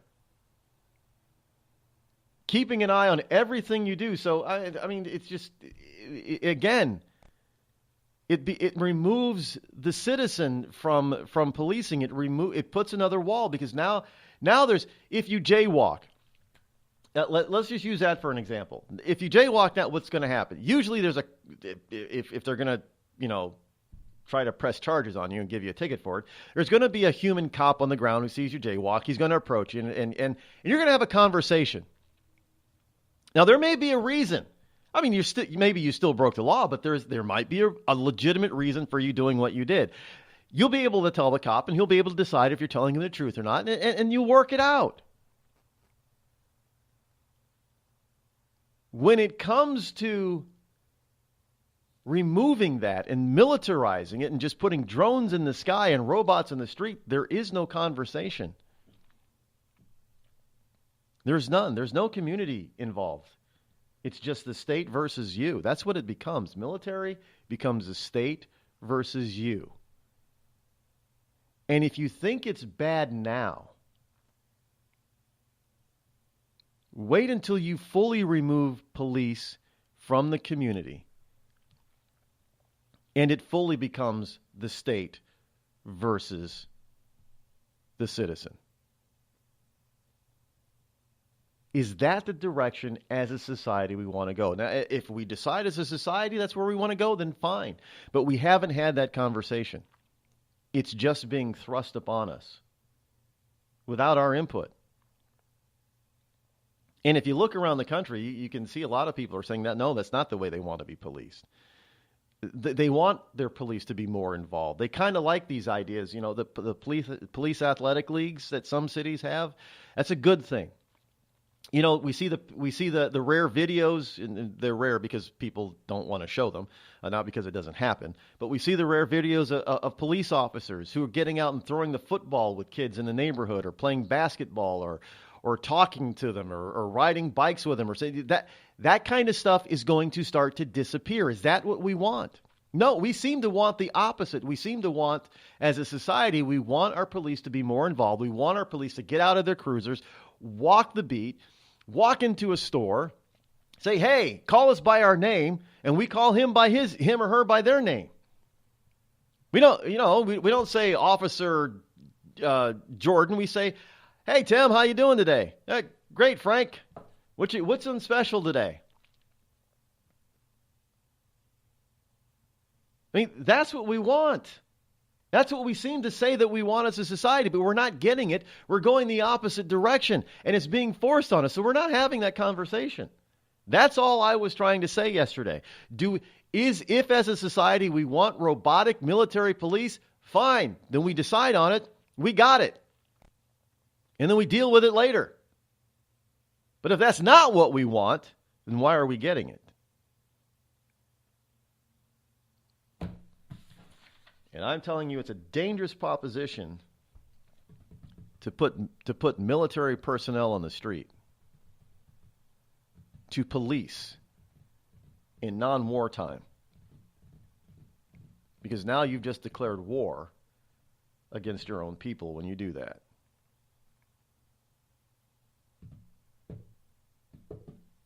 Plain and simple. You know what works best? Community policing. When the community in general works hand in hand with the police departments to keep their streets safe. That always has worked best.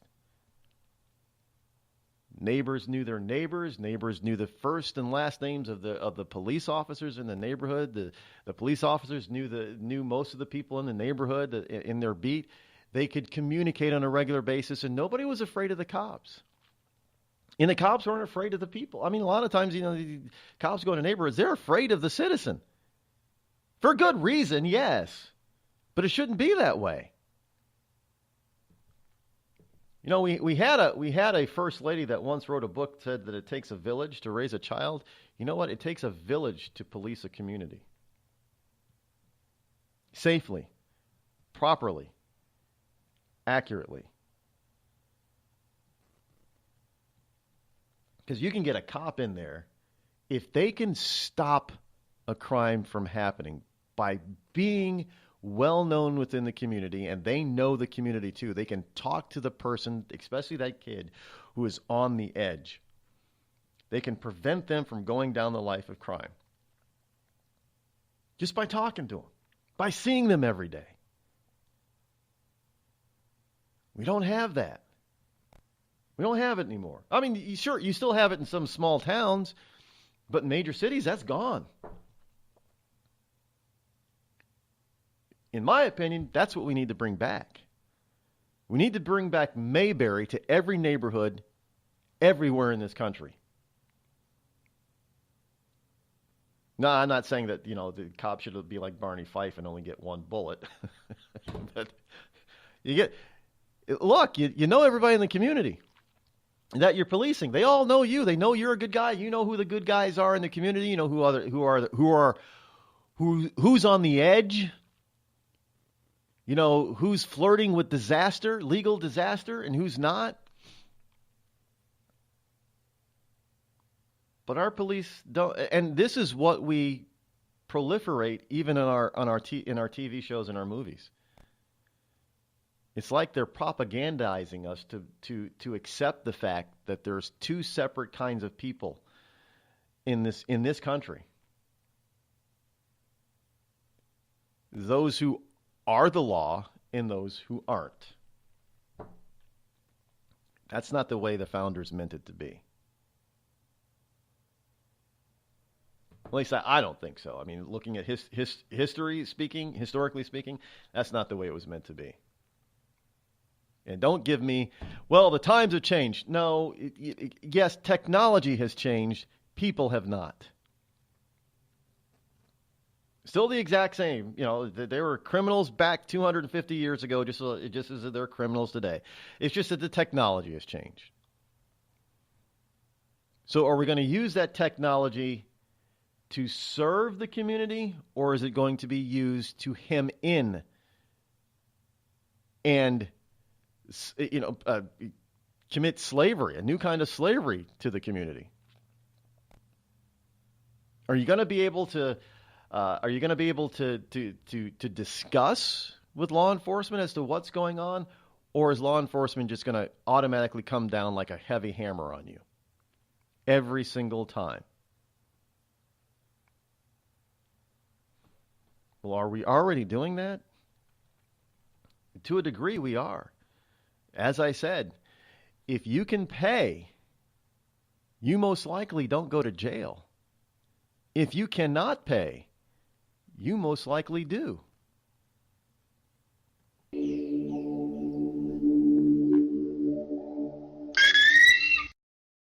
I'm not Rod Eccles, and I approve this message. A couple of weeks ago, a long-haired young person came into our bank and said, "I'll bet you're a Nazi." Well, I love America, support the Constitution, and believe in capitalism. So I told him I'm not a Nazi, and I'm not. So what happens? The punk breaks out 2 windows and pepper sprays an elderly woman in the face. You know, there's one thing about long-haired young people nowadays. They're real assholes. Long-haired young people, you suck. Tired of paying outrageous prices for Viagra? Well, we have great news for you. Now you can finally get Viagra at huge discounts. Healthy Man allows you to save up to $500 on Viagra. Why pay U.S. pharmacy prices of $15 per pill or more when you can get Viagra for less than $3 a pill? Call today and get 40 Viagra pills for only $99. This can cost as much as $600 at your local pharmacy. You can't afford not to call us. If you want Viagra at the lowest prices, never pay $15 a pill pharmacy prices again. Get Viagra for less than $3 a pill. Call 800-595-2614 today and save up to $500 and get 40 pills for just $99. Healthy Man is fast, easy, and affordable. Operators are waiting at 595-2614 to take your call now. Call 800-595-2614. That's 800-595-2614. Again, 800-595-2614. We've all heard of male enhancement, but now there's an expert on true male enhancement in the areas that really count. In Herb Ellis's book, Husband 2.0, Real Male Enhancement, you'll find answers to questions like, why doesn't she want to have sex? A quick start, quick results workout guide, plus what you can do as a side hustle to make money now. With all the great tips in this book, every man can benefit. Get the book, Husband 2.0, Real Male Enhancement, on Amazon.com. It started with a knock, but it wouldn't end there. What happens in the story next, many wouldn't understand, and most wouldn't believe.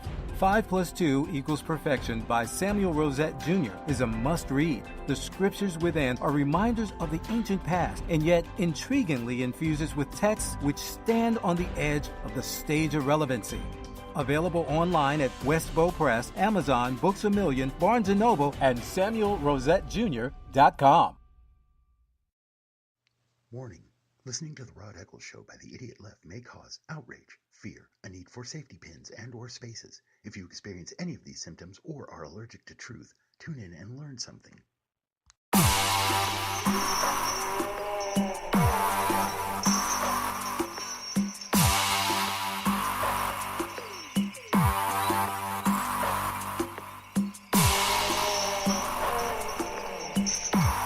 There's a number of things that are happening in our communities and cities all across the country. I'm not talking about the hurricane in Houston right now either.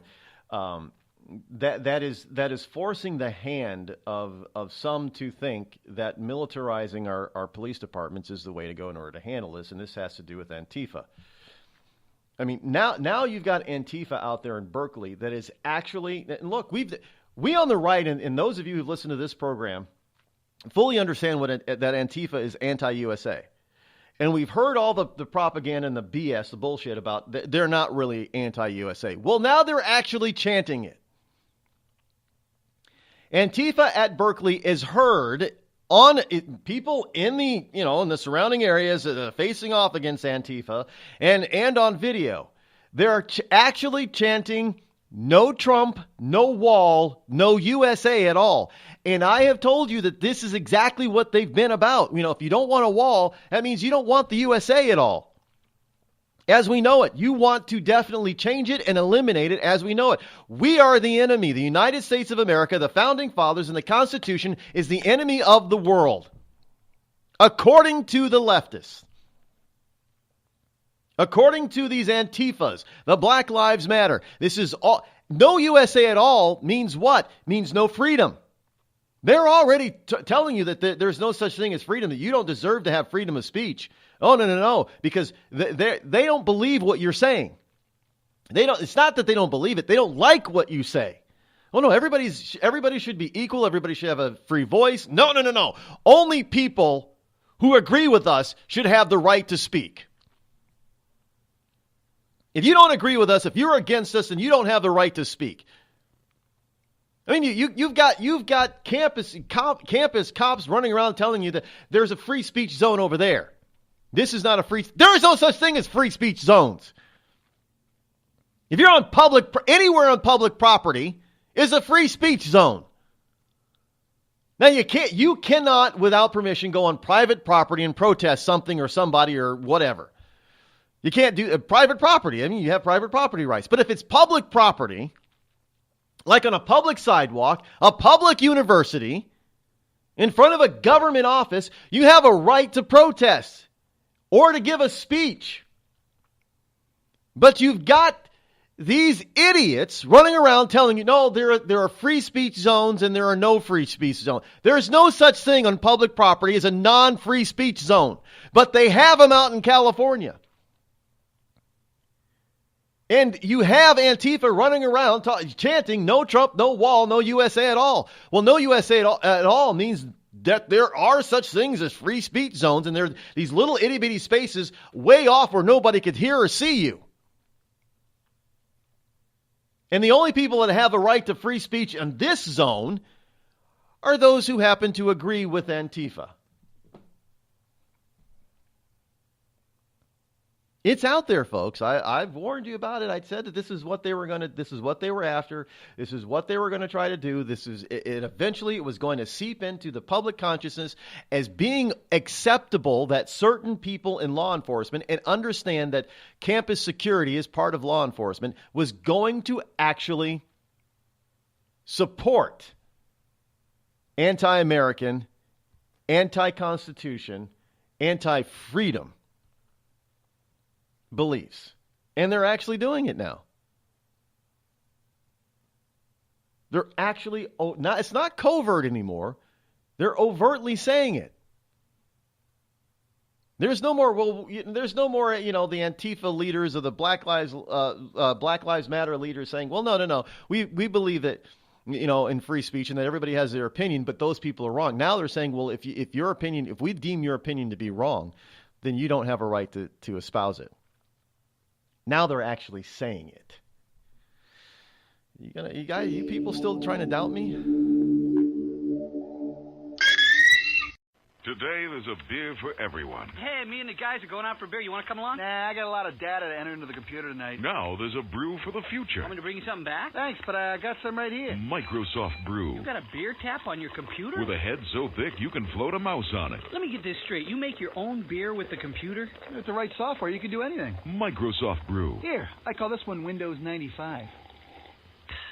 I don't know. It leaves a bad taste in my mouth. And if you got to get there quicker, try the new ISDN malt liquor.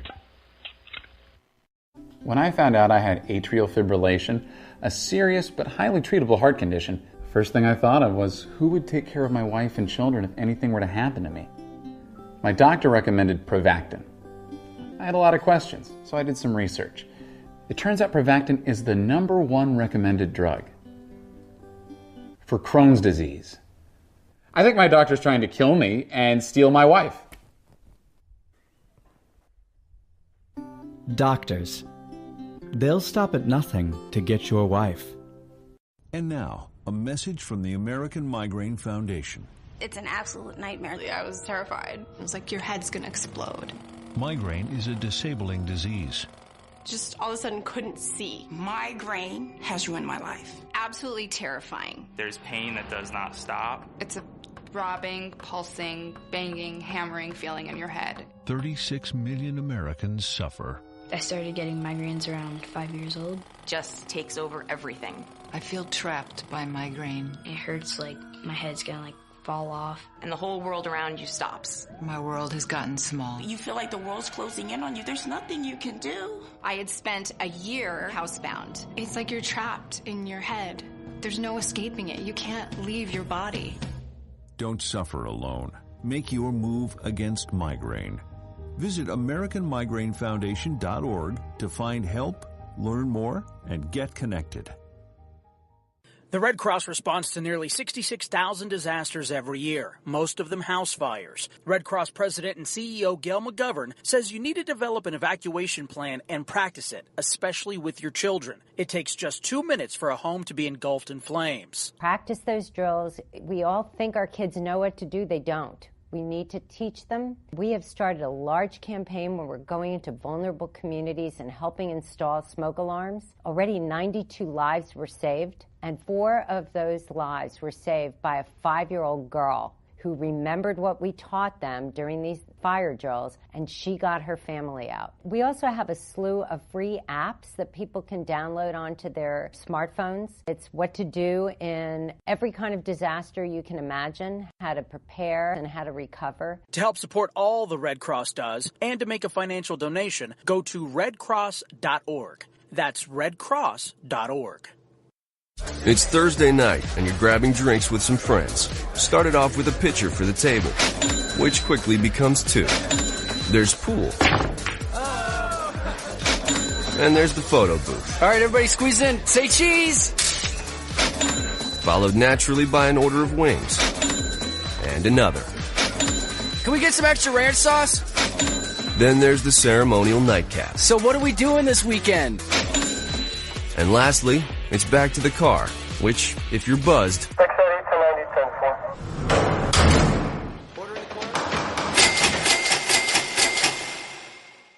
could be the most expensive night of your life.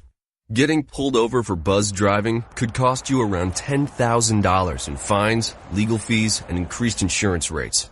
Nothing kills a buzz like getting pulled over for buzzed driving, because buzzed driving is drunk driving. Brought to you by the National Highway Traffic Safety Administration and the Ad Council.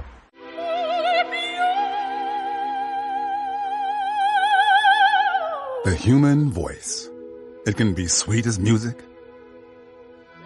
powerful as thunder, and so, my fellow Americans, cheerful as laughter.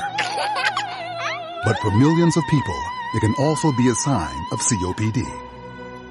This serious lung disease can make it so hard to breathe, you often can't catch a breath or finish a sentence, let alone carry a tune. And many who have COPD don't even know it. That's where your voice comes in.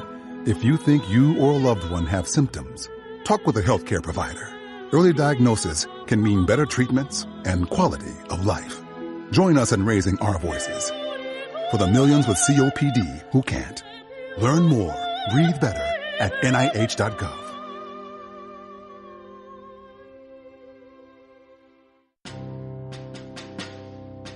On the battlefield, there's a saying America's military men and women live by. Never leave a fallen warrior behind, ever. Off the battlefield, Wounded Warrior Project operates with the same goal. We leave no warrior behind. Wounded Warrior Project is a non-profit organization created to help our men and women returning home with the scars of war. Whether those scars are physical or mental, we're here to make sure that they heal. And whether it's helping those with post-traumatic stress disorder live a normal life again, or giving much-needed support to injured warriors in veterans' hospitals. Because no one deserves our help more than the men and women who risk their lives to keep us safe. Wounded Warrior Project. We never leave a fallen warrior behind. Ever. Learn more about what we do at woundedwarriorproject.org. Every day, the men and women of the United States Marine Corps demonstrate their commitment to defend the American way of life. Since 1775, we have served our nation as a force in readiness. From combat operations to humanitarian assistance in every corner of the world. No matter where the mission takes us today, or wherever our country needs us tomorrow, we always remember the land we call home. As Marines, we take a stand for each other, for our nation, for us all. The few, the proud, the Marines.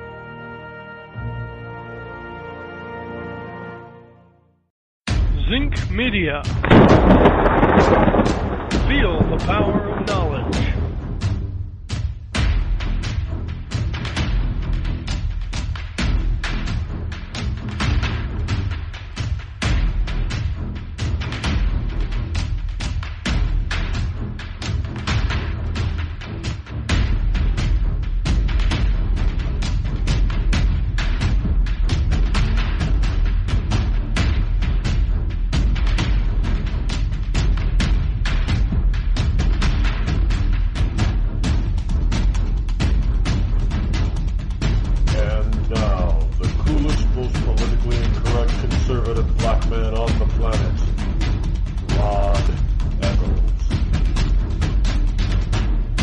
Welcome back. Hour number 3 here on the Rod Eccles Show. Yes, here it is, August number 29 in year of our Lord 2017, and you're tuned into the fastest 3 hours on Internet Talk Radio, which is right here with me, yours truly. Welcome to you liberty lovers and ecclesiastites all across the globe. The call-in hotline number is 603-835-3226. Here it is this Tuesday. It is Tuesday. As they say down in Brooklyn, it's Tuesday. Yeah, that's my very bad Brooklyn accent there. 603-835-3226. One of the things that goes along with a little bit of the militarization of our police, it's what do we as Americans as a society want? And there's a lot that you can figure out what Americans want by what Americans do or don't do or accept or don't accept in our pop culture. You know, this program is not just a political talk show. I mean, you have plenty of those. There's a plethora of those out there. This is about, current events, politics, pop culture, because it all works together. It all works together. You have those people that want to try to separate those things. Hey, the left has often said, you want to be a Christian, that's great, but leave it at home. It doesn't belong in the public square, and it doesn't belong in public office. Well, that's a bunch of bullshit, because it is who you is. That's right. It is who you is. Notice how we don't try to force Muslims to separate their personal lives from their government and religious lives. Notice that? Just Christians have to do that. Well, that's because you guys have forced all these holidays on. Well, you know what? I have often said, great, if you don't like Judeo-Christian holidays, don't celebrate them. So that means, that you don't get Christmas off. There's no more Christmas break for public schools. Everybody's got to go to school. There's no more Christmas holiday. You don't get. If you're a Christian, you get to get. Look, if there are certain really important Jewish holidays or Islamic holidays, but, we don't take them off, as government doesn't take them off, well, you get to take them off individually without any repercussions. You want to, if you want to celebrate Ramadan, you keep your kid out of school, right? Well, that's okay. But you want to keep your kid out of school for Good Friday because it's a major, major Christian holiday. That's not okay. Well, fine. No more Christmas holidays. You want to say it's religious? It's not religious. No, it is. You can have all the non-Christian, non-religious, trappings that surround the holiday that you want, like Christmas trees and giving the overabundance of gifts and all that kind of, and drinking wassail and all that kind of stuff. You can do all that all you want. It's still a Christian religious holiday. And government should not be celebrating it then. Therefore, all of you people don't get time off for it. All of you non-Christians don't get time off for it. Oh, that would blow people's minds. They'd be so upset with that. It's like speaking of Christmas, it's like that old saying from that fantastic Christmas special, movie special. My mom said I'd shoot my eye out, and I did. I shot my eye out. It's all fun and games until somebody shoots their eye out, right? Same thing. It's all fun and games. It's all anti-Christian until it affects the non-Christian. And then, hell will break loose. No, hell no. Well, this is how they tried to prevent that from happening, folks. Because the left pushed and pushed and pushed for the separation of this type of stuff. In other words, not even Christmas was sacred. So they pushed it so hard that even the left realized that maybe someday they would be successful in separating this holiday. So we've got to separate this Christian holiday from the rest of us by taking it away from the Christians and saying it's now winter holiday. And then tossing it all these other holidays around it, like Kwanzaa. That's the reality that's on the ground, folks. That's the reality. That is the truth. They have, we like to say that Christmas has been overly commercialized. That's no longer the case. Sure, it's still commercialized. But Christmas they have done so much to co-opt it from Christians.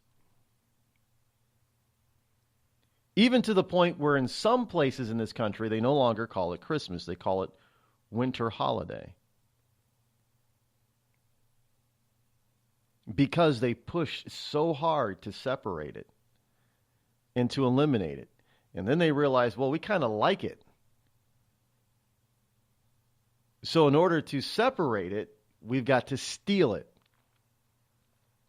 And that's what they've been trying to do over the last couple of decades, is stealing it. And not only have they done that, but they've raised another holiday from a childhood, fantasy obscurity holiday into the second most popular holiday in this country, Halloween. As far as money spent and number of people participating, Halloween is second only to Christmas. It just used to be for kids. Kids used to parents used to dress up their kids, and the kids used to run around the neighborhood. And now all of a sudden,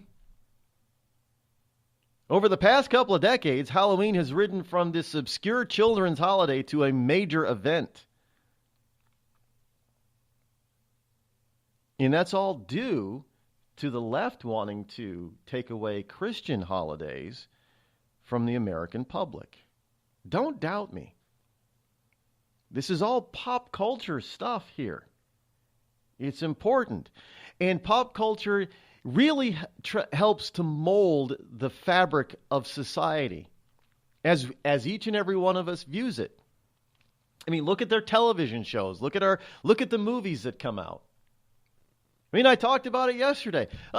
We have this whole notion that whatever we epitomize and we put on these pedestals these so-called superheroes. Right? We separate the superhero from the villain. Because why? The superhero's on the good side and the villain's on the bad side. And I pointed out the fact, well, Batman is just as big a criminal as the Joker. And I brought this to light by even on Netflix with the new Defenders. Now, I like watching that stuff. I like superhero stuff. I'm getting inundated with it now, but I like that stuff. But frankly, in the TV series The Defenders, if you haven't seen it, spoiler alert, you have the cops, the New York City Police Department, abdicating their authority as law enforcement officers to 4 individuals who are anti-superheroes. None of them want to be a superhero. I mean, they have superpowers, they are superheroes, but they don't want to be viewed as superheroes. So you have these anti-superheroes or anti-superhero superheroes running around inside a Manhattan office tower. They blow it up and implode it while the cops are running away. And the police department and the government knows who's responsible, but they let them off the hook. And in fact, they cover it up for them. Now, if you were to do that in real life, at least today, you wouldn't be able to get away with that. Would you? Or would you? Because as I also mentioned yesterday, that the time for a real-life Batman is close at hand. Because what is Batman is a well-trained martial artist, sure. But what makes Batman Batman? What makes Batman Batman isn't his, because there are a lot of well-trained martial artists out there, but they don't have the equipment, the technological gizmos that Batman has. And we are now at the point where it's becoming inexpensive for just an average person to be able to afford a lot of the stuff that Batman has. And the stuff that Batman has that isn't out or available yet will be over the next half decade. So Batman is almost a reality. What are we going to do when we have a bunch of superheroes running around? I don't know. Are we starting to see society maybe not like that idea so much? Well, one could say that the society is starting to send a message to all the propagandists in Hollywood and in Washington, D.C., is because Hollywood has taken a big hit in the summer movie industry this year. Now, I want you to think about this for a second.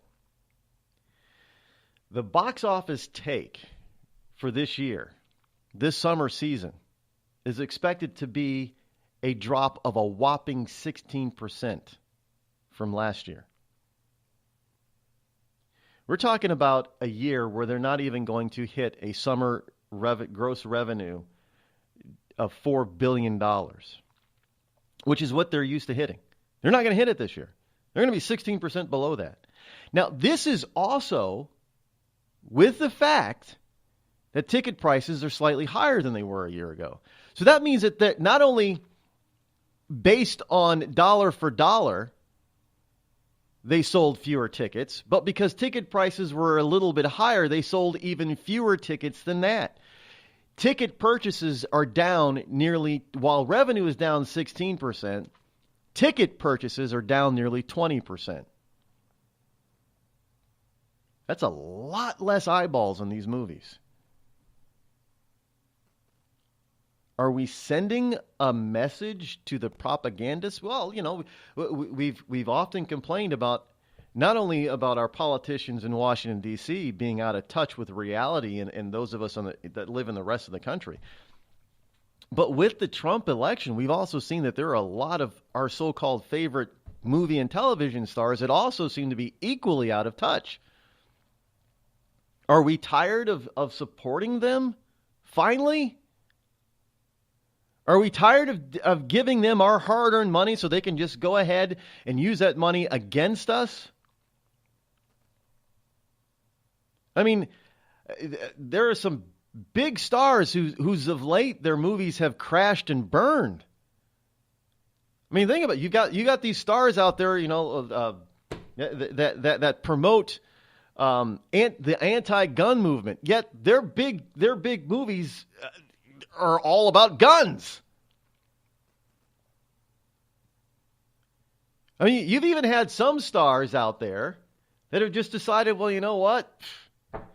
I'm just going to quit the game because this is getting ridiculous. I mean, Daniel Day-Lewis announced his retirement from, he's a big star. He claims he's not going to do any more movies. Now, there are a lot of people who don't care. In fact, there are a lot of people that wish that there were more stars who took that position. Just don't do any more movies.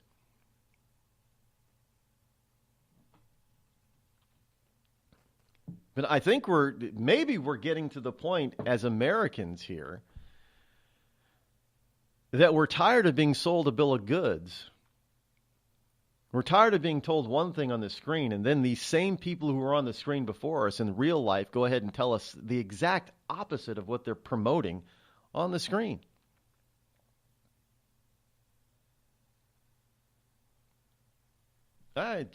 Just an idea. I mean, are we really turning a corner when it comes to this kind of stuff? Is the Trump movement not just political, but is the Trump movement also involved in our pop culture?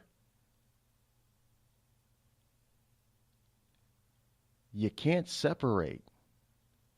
It's all entwined in one. Just like you cannot separate your Christianity from your public life.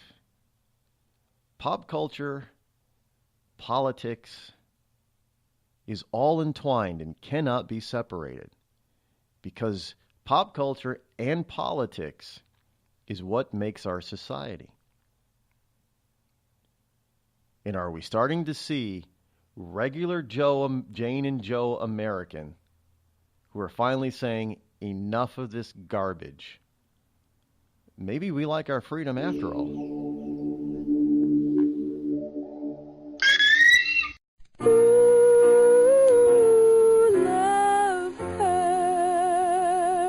Yes, love hurts. It can hurt emotionally, but more important, it can also hurt you physically. It can hurt you in a way which nobody who owns a hot tub and lives in California can afford to be unaware of. Yes, I'm talking about California hot tub rectal gonorrhea. This painful, incurable disease can make an enjoyable soak in a hot tub with family, friends, and dog into a literally unforgettable experience.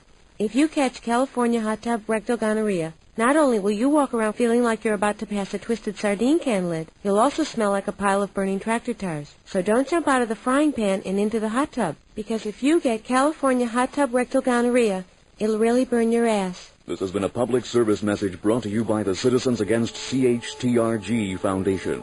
California hot tub rectal gonorrhea. We're not going to take it sitting down. Tired of paying outrageous prices for Viagra? Well, we have great news for you. Now you can finally get Viagra at huge discounts. Healthy Man allows you to save up to $500 on Viagra. Why pay U.S. pharmacy prices of $15 per pill or more when you can get Viagra for less than $3 a pill? Call today and get 40 Viagra pills for only $99. This can cost as much as $600 at your local pharmacy. You can't afford not to call us. If you want Viagra at the lowest prices, never pay $15 a pill pharmacy prices again. Get Viagra for less than $3 a pill. Call 800-595-2614 today and save up to $500 and get 40 pills for just $99. Healthy Man is fast, easy, and affordable. Operators are waiting at 595-2614 to take your call now. Call 800-595-2614. That's 800-595-2614. Again, 800-595-2614. It started with a knock, but it wouldn't end there. What happens in the story next, many wouldn't understand, and most wouldn't believe. 5 + 2 = Perfection by Samuel Rosette Jr. is a must-read. The scriptures within are reminders of the ancient past, and yet intriguingly infuses with texts which stand on the edge of the stage of relevancy. Available online at Westbow Press, Amazon, Books A Million, Barnes & Noble, and SamuelRosetteJr.com. We've all heard of male enhancement, But now there's an expert on true male enhancement in the areas that really count. In Herb Ellis's book, Husband 2.0, Real Male Enhancement, you'll find answers to questions like, why doesn't she want to have sex? A quick start, quick results workout guide. Plus, what you can do as a side hustle to make money now. With all the great tips in this book, every man can benefit. Get the book, Husband 2.0, Real Male Enhancement, on Amazon.com.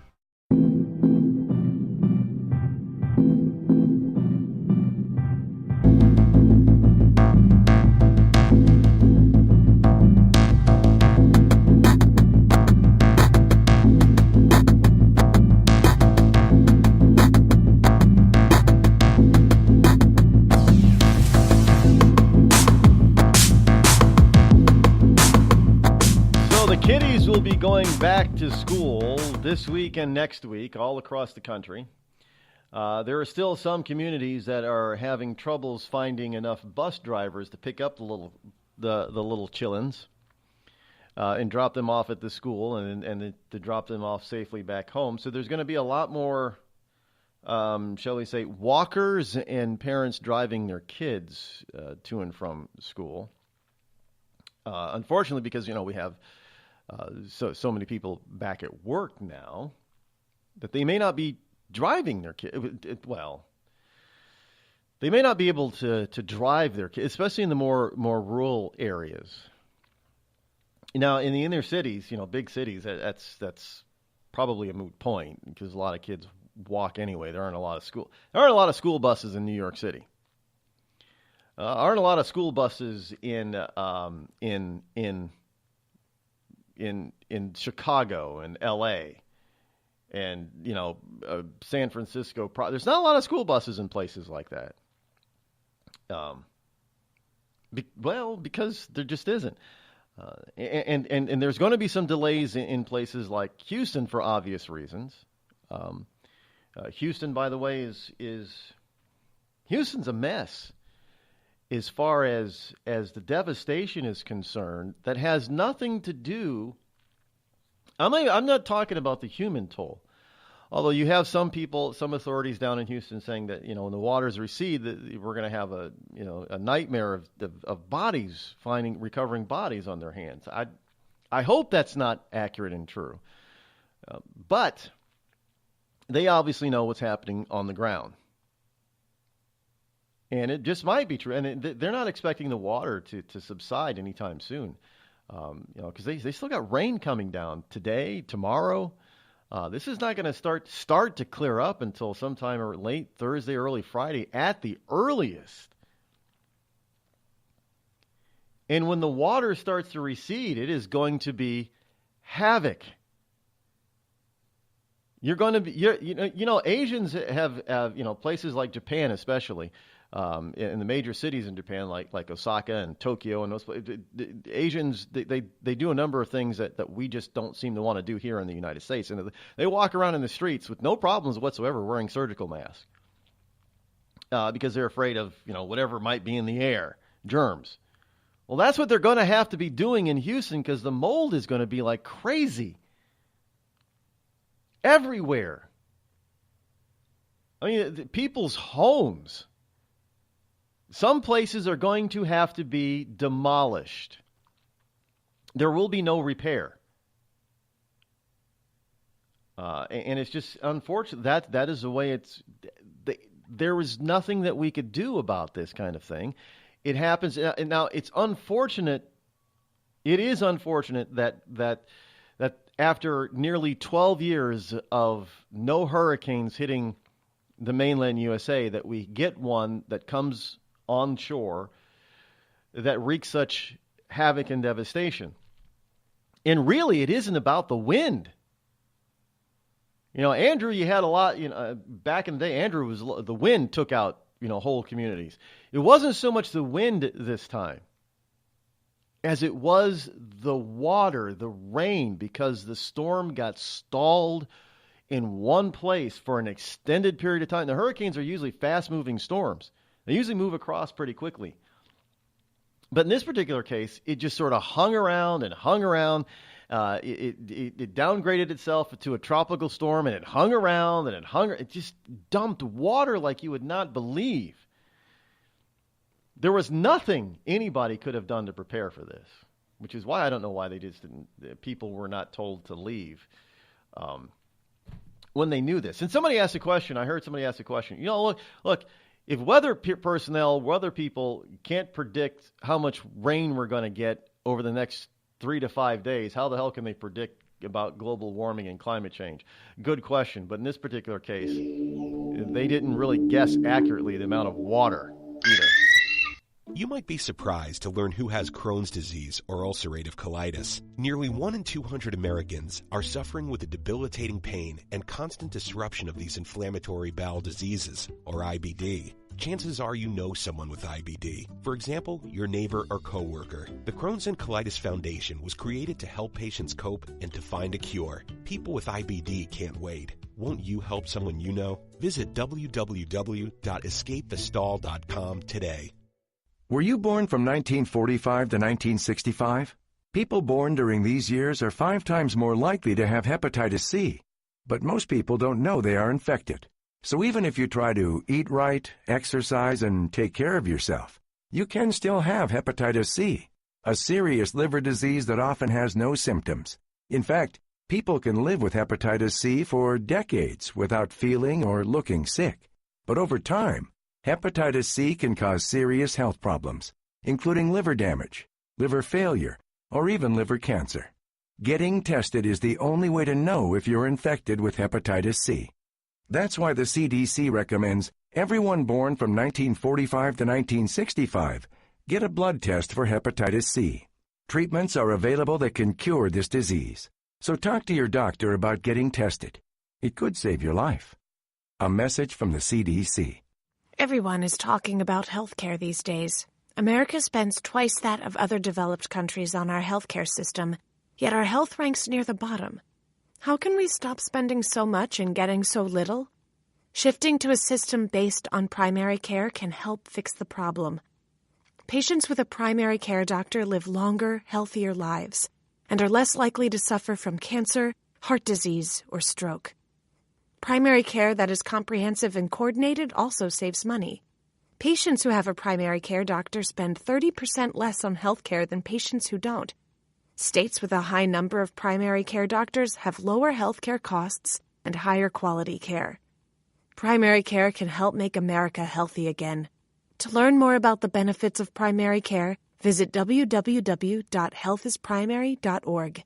This message is brought to you by America's Family Physicians. It's been called shell shock, war neurosis, and battle fatigue. Today, we call it post-traumatic stress disorder, and it affects 1 out of every 5 warriors returning from battle in Iraq and Afghanistan. The Wounded Warrior Project offers comfort and support for warriors with PTSD and all other scars of war, whether those scars are visible or hidden. Find out how to help, because for warriors, the greatest casualty is being forgotten. Please visit woundedwarriorproject.org. The Amazon's rainforest is being cut down so fast that by 2030, 55% of it could be completely wiped out. The Earth's forests can't speak up when they need help, but we can. Be the voice for those who have no voice. Visit worldwildlife.org. There's a threat targeting America. One that's growing fast, but may still be hard to see. Lyme disease. Spread by tiny ticks, often smaller than the head of a pin. This dangerous disease is now more widespread than West Nile, tuberculosis, and HIV/AIDS combined. And if left untreated, it can lead to arthritis, facial paralysis, and even memory and concentration problems, often called brain fog. As the threat of Lyme disease grows to more than 300,000 projected cases each year, it's time for us to target Lyme disease. That means checking for ticks when you've been outside, even in your own backyard. It means seeing a doctor if you experience the symptoms of Lyme disease, which can include joint pain, flu-like symptoms, fever, fatigue, or sometimes a bullseye-shaped rash. Set your sights on stopping Lyme. Learn how you can target Lyme disease at targetlyme.org. Dad, we need to talk. Can we just enjoy the drive? If you're not going to listen to me, Who we listen to? Jeffrey. Ah! Marcia Gay Harden? What? Eyes on the road, Dad. What are you doing? What are you doing in my back seat? How did you get in here? You're getting older. Not that old. Your brain's changing. It's natural. Yeah, that's what I was saying. Honey, I've got experience with this. Jeffrey, brain health is all about making the most of your brain as you age and helping to reduce some of the risks to your brain. Really? Now that's interesting. So, you'll talk to her about this, but not me. Marcia Gay Harden? Where did she go? Learn what you can do to help keep your brain healthy at brainhealth.gov. She didn't say goodbye? I mean, I would have. Visit brainhealth.gov. Bring the rain.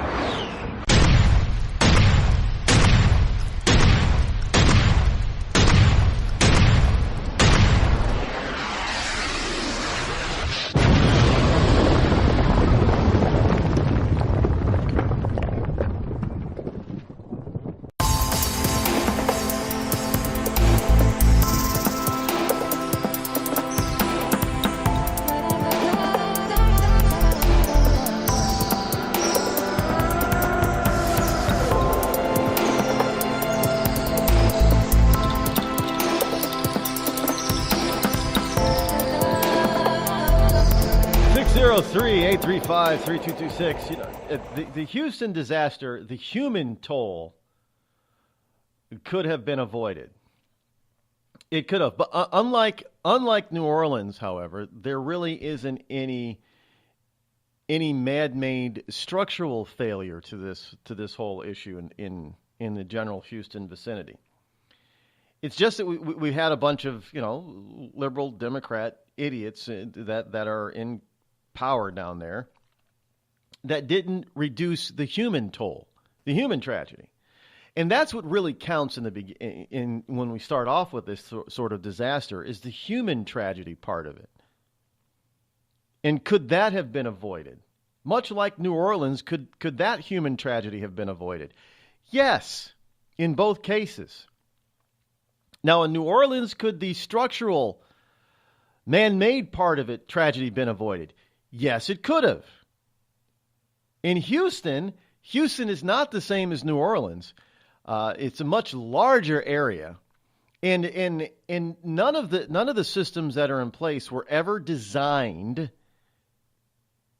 to be able to handle the type of water and rainstorm that they've experienced of late. Because this is unprecedented in human history as far as modern science and happenings are concerned. But is it the worst that it's ever been? No, it's not. You're going to hear how much this storm is costing. Some estimates put it up between $35 and $40 billion worth of damage. Okay. And they're going to say that's unprecedented. Well, don't buy it, because it's not. It's not unprecedented. We view things only from our time frame. We don't fully understand previous time frames. There have been times in hurricanes and earthquakes where far more human toll had been taken. In other words, there were more deaths. There were times, when the man-made toll was even greater, because we didn't understand or fully know or have developed systems to put in place to try to mitigate some of this natural disaster. I mean, the great earthquake in San Francisco around the turn of the 20th century. Why? Because we didn't know anything about earthquake proofing our buildings, preventing earthquake related tragedies to humans. We didn't know any of that stuff then. We know it now, so it's different. We didn't have massive, flood control systems, of which Houston has some. Now, obviously not enough to take care of this kind of tragedy. And indeed, it would be, in order to take care of this, you would have a man-made type of lagoon and system and flood system that dwarfs anything on the planet. There's nothing that we could build that would have prevented the natural disaster part of this. It was just going to happen. And you're going to hear some people talk about, well, this is unmitigated. This is, never happened before. This is all due to man-made climate change. And that's bullshit because it's not. This is a natural thing that happens from time to time on this planet. And it always has. We have historical reference. What we don't have, believe it or not, is historical reference on climate change. We don't have it. We don't have the scientific data to tell us for a fact that, that we're the ones causing it. No, we're not. If we just take the simple historical anecdotal record, then we should fully understand we're not the cause of what's going on now. We cannot prevent it. We cannot cause it. If we were the cause of this, do you think we would have gone with a 12-year drought of hurricanes hitting the mainland USA? No, we wouldn't have. After all, we here in the United States, we're the biggest culprits of man-made climate change around the globe, are we not? That's what they tell us. And the first thing you're going to hear and you're going to see from the mainstream media after the human tragedy starts to die down, the reality of the human tragedy starts to die down, is that there's up to $40 billion worth of damage, and it's our fault. Not because we didn't build enough levees and dams and dikes and anti-flood mechanisms. That's not going to be the cause. The cause is that we caused the hurricane to be a Category 4, as if Category 4 has never happened or are so rare.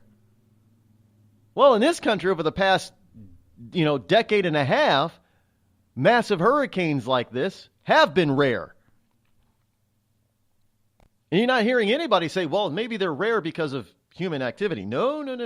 They're not saying that. What they will say is that this happened because of human activity.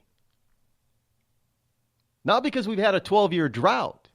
A 12-year drought, that's due to human activity. Nope, they're not saying that. This one hurricane hits towards the end of hurricane season. This is our fault, according to them. The human tragedy is our fault, not because you had a Democrat mayor who said, stay put, don't get out of Dodge, but because the hurricane hit it all. That's our fault. That's what you're going to hear over the next weeks and months as the reality of this. Because let's face it, folks, the total reality of this of Harvey has not hit yet. It hasn't. We're still dealing with the shock and rescuing people right now. And we're needing to rescue so many people simply because government in the city of Houston told them there's no need to get out of town. Stay put. And the reality is that we have such a dumbed down society that now everybody looks to government for just about everything. Is government telling me to get out? Well, no. Okay, then I don't need to think for myself. I'll just listen to my government. As many times in the past as we have seen government officials be wrong, the latest human tragedy was during Katrina. We have that recent evidence, and yet we still have been taught and inundated through movies and TV shows and through politicians and the left and leftists to tell us that government is the end-all, be-all. Government is the savior. Government is everything to us. Listen to what government officials say because, hey, they're the experts. And these experts have gotten things wrong time and time again. But yet we've been so dumbed down to rely on government that Houston is a perfect example. Even after the knowledge and the lessons of Katrina, we still had a major U.S. city that has a devastating human toll in this storm because people listen to government. instead of assessing the situation on their own, using their own brains and saying, well, this looks like it could be, pretty devastating, better safe than sorry. No, instead they turned, well, what's the government say? What's our mayor say? Mayor saying stay put, so let's stay put. We'll have a hurricane party. And folks, every time that... and look, we had government and Andrew telling us everything was going to be fine too. And then what? We come to find out that government was the problem. And did anybody pay attention? No. Then we get Katrina. And we find out that government wasn't the savior. Government was the problem. And now we have Harvey. Is government the savior? No, government once again is the problem. When are we going to learn? When are we going to start teaching critical thinking again? When are we going to start telling people that they're responsible for themselves once again? Can you imagine with today's technology coupled with the self-reliance of 100 years ago? Sure, you would still have property devastation, but you would not have the human devastation on the toll that we've had it over the past 20 years. Wouldn't happen. Because people would be relying on themselves and their neighborhoods and their neighbors, and they'd be taking care of themselves, not looking to government, just like they did 100 years ago. And with today's technology, they would have been able to figure out, well, we don't have the technology to stay in place, so let's get the hell out of Dodge. We'll come back and repair it later, because we've always been able to repair. We've always been able to rebuild. We always will be able to. The one thing that we cannot do is replace a devastated or destroyed life. Somebody's dead, they're dead. There's no bringing them back. And this is where government has fallen short for people time and... we had dead people floating in the streets of New Orleans. We have video of it. And yet Houston was almost a dead ringer for New Orleans. Some 12 years later. Because... why? Well, because you had liberals in charge of New Orleans, you have liberals in charge of Houston, and liberals don't even seem to learn from one another.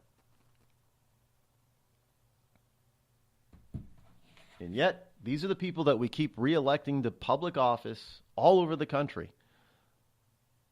from local to state to national level. And understand... President Trump is going to the area today.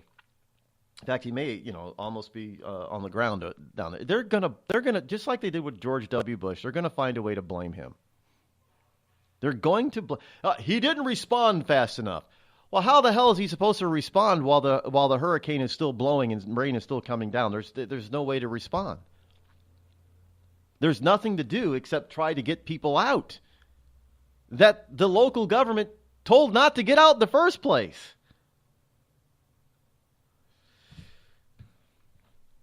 But look for it, folks. Do not doubt me. Look for the blame game to start as soon as the clouds recede.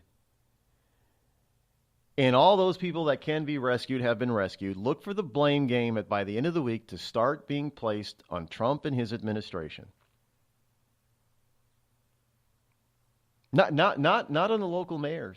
No. Now, by comparison, you don't see the, people like the government officials, which were more conservative, down in the Corpus Christi and Galveston areas. They told people to get out, did they not? So their human toll is much less than Houston. From the reports that I've seen so far. By comparison, the human tolls in places like Corpus Christi and Galveston, Texas, are much less because they were told to get the hell out of Dodge. By comparison, people of Houston were told to stay. Because they were told, well, it's not going to be that bad. We've got it under control. We can handle it. Now, these are the same people, liberals are the same people that tell you that we can't control the weather, except, we're making it worse, that's all. And now they're telling people, well, on one hand, they're telling us all that we're the cause of this extreme weather, and it's getting worse and worse and worse every year. The extreme parts of the weather are getting worse and worse and worse due to mankind. And yet they're telling people when a storm that is supposed to be really bad because of man's activity, oh, it's not going to be that bad here. Stay put. You would think they'd be sounding the alarm saying, get the hell out because we caused this storm Harvey and it's going to be awful. No, instead they went the opposite direction. You want to talk about sending mixed signals? Who else is telling you this? Who else is bringing this to light? On one hand, they're telling you, the left is telling you that these hurricanes are getting worse and worse because of our activity. And on the other hand, when a hurricane is actually approaching and going to hit them, they're saying it's not going to be that bad. We can control it. Stay put. You want to talk about sending mixed signals to people? I wouldn't be, when a natural disaster is threatening, I'm not going to listen to a damn single government official because they don't know what the hell they're doing or saying.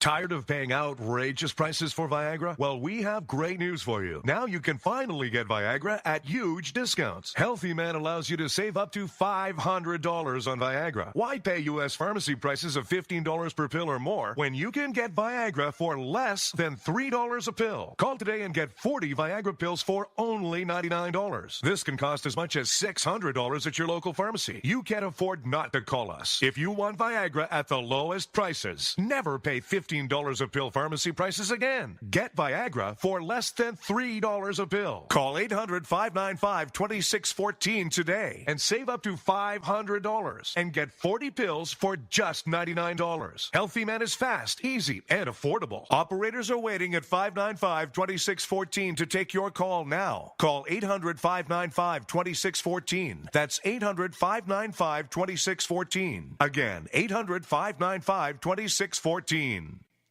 We've all heard of male enhancement, but now there's an expert on true male enhancement in the areas that really count. In Herb Ellis's book, Husband 2.0, Real Male Enhancement, you'll find answers to questions like, why doesn't she want to have sex? A quick start, quick results workout guide, plus what you can do as a side hustle to make money now. With all the great tips in this book, every man can benefit. Get the book, Husband 2.0, Real Male Enhancement, on Amazon.com. It started with a knock, but it wouldn't end there. What happens in the story next, many wouldn't understand, and most wouldn't believe. 5 + 2 = Perfection by Samuel Rosette Jr. is a must-read. The scriptures within are reminders of the ancient past, and yet intriguingly infuses with texts which stand on the edge of the stage of relevancy. Available online at Westbow Press, Amazon, Books A Million, Barnes & Noble, and SamuelRosetteJr.com.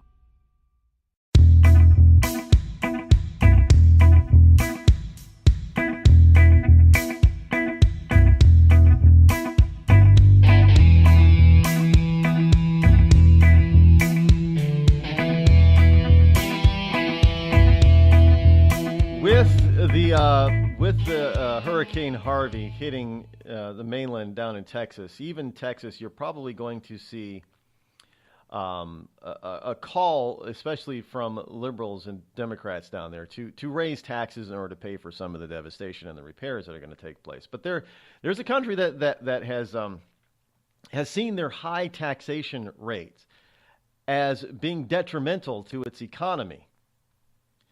That is Denmark. Yes, Denmark is deciding to make it more attractive to work within Denmark. Denmark, one of the highest tax rates in the world, is seeing that it's not working.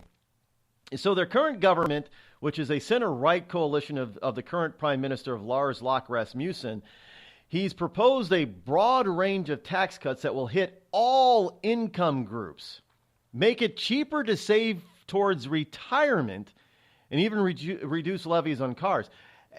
Do you realize in Denmark how expensive it is just to save for your own retirement? Oh, because government's going to take care of you. Well, the center-right coalition that is now in power in Denmark wants to cut the country's tax burden by some $3.7 billion or 23 billion kroner. And these are proposed measures that'll be phased in through 2025, but you have some leftists who say this won't work. Now, with this proposal, we're tackling a number of concrete challenges, so says Finance Minister Christian Jensen. We're increasing the gains associated with working. We're making it more attractive to work, and we're ensuring that it's more worthwhile to save up toward your own retirement. You've got a socialist government that believes in high taxes who's now doing an about face because the old high tax way didn't work. We have the same thing happening here. We have a bunch of leftists who think that we need to raise taxes, not lower taxes. Well, you got places like Denmark. Even Finland has flirted with lowering its tax burden on its people because government can't support and supply every need of its citizenry. That's not what government is for. That's not what government has ever been designed. It's not physically and fiscally capable of doing that. It's just not. So you have Denmark who's now pushing to lower taxes and it's going to take some adjustment on the Danish people. I mean, the Danes are going to have to be taught not to rely so much on government. I mean, do you realize that these people, that they're enslaved by their government? We have people here that are enslaved by we have new slavery. We're enslaved by our government because we now know that too many people rely on government for just about everything, including whether or not to save their own freaking lives. Yeah, honestly. It's too many people that think government is the end-all, be-all, and will do everything for you. Finally today, I know I got a ton more here stuff, but we're not getting into it, but this is making the news. The New York Times has a story. With a simple DNA test, family histories are now being rewritten. Widespread DNA testing has shed light on the ancestry of millions of Americans, but these services have limitations, and the results could be uncertain. Really? So in other words, DNA is not infallible. Yes. Now here's a story that they're. How many times have you seen those DNA tests? You know, Ancestry and 23 and others, talking about people thought that they were one thing, and their DNA shows that they're something else. They're replete with these things. But here's a story. Here's a guy who's he told. I mean, these people are being told, you know, through family history, and they think that they have it accurate. And in some cases, what we're seeing is that people coming from, well, let's say, Italians. Oh, yeah, my parents are off the boat Italians. Or my grandparents are off the boat Italians. And their DNA is telling them, no, you're not Italian, you're Swedish. What? But people are buying it. They're saying, well, I guess we're not Italian then. Even though they came from places like Sicily. I guess Sicilians aren't Italians. But this is part of the reason why I don't fall for all that DNA testing stuff. I don't know. You don't know how accurate that crap is. We don't know. It's not infallible, for one, because humans are in charge of it. And companies are out there to make a profit off this stuff. So they tell you one thing. And you're looking at stuff, and birth certificates even, and it's telling you something different. So who are you going to believe? Well, unfortunately, too many people are believing the DNA test. It's got to be accurate. Well, DNA is not infallible. Anyway, what is infallible is time, and we are out of it for today. But we'll be back here tomorrow. Tomorrow is also Intel Report Wednesday, so be here for that. Until then, thanks for tuning in. I'm Rod Eccles. Have a great Tuesday afternoon. See you tomorrow. I'm out.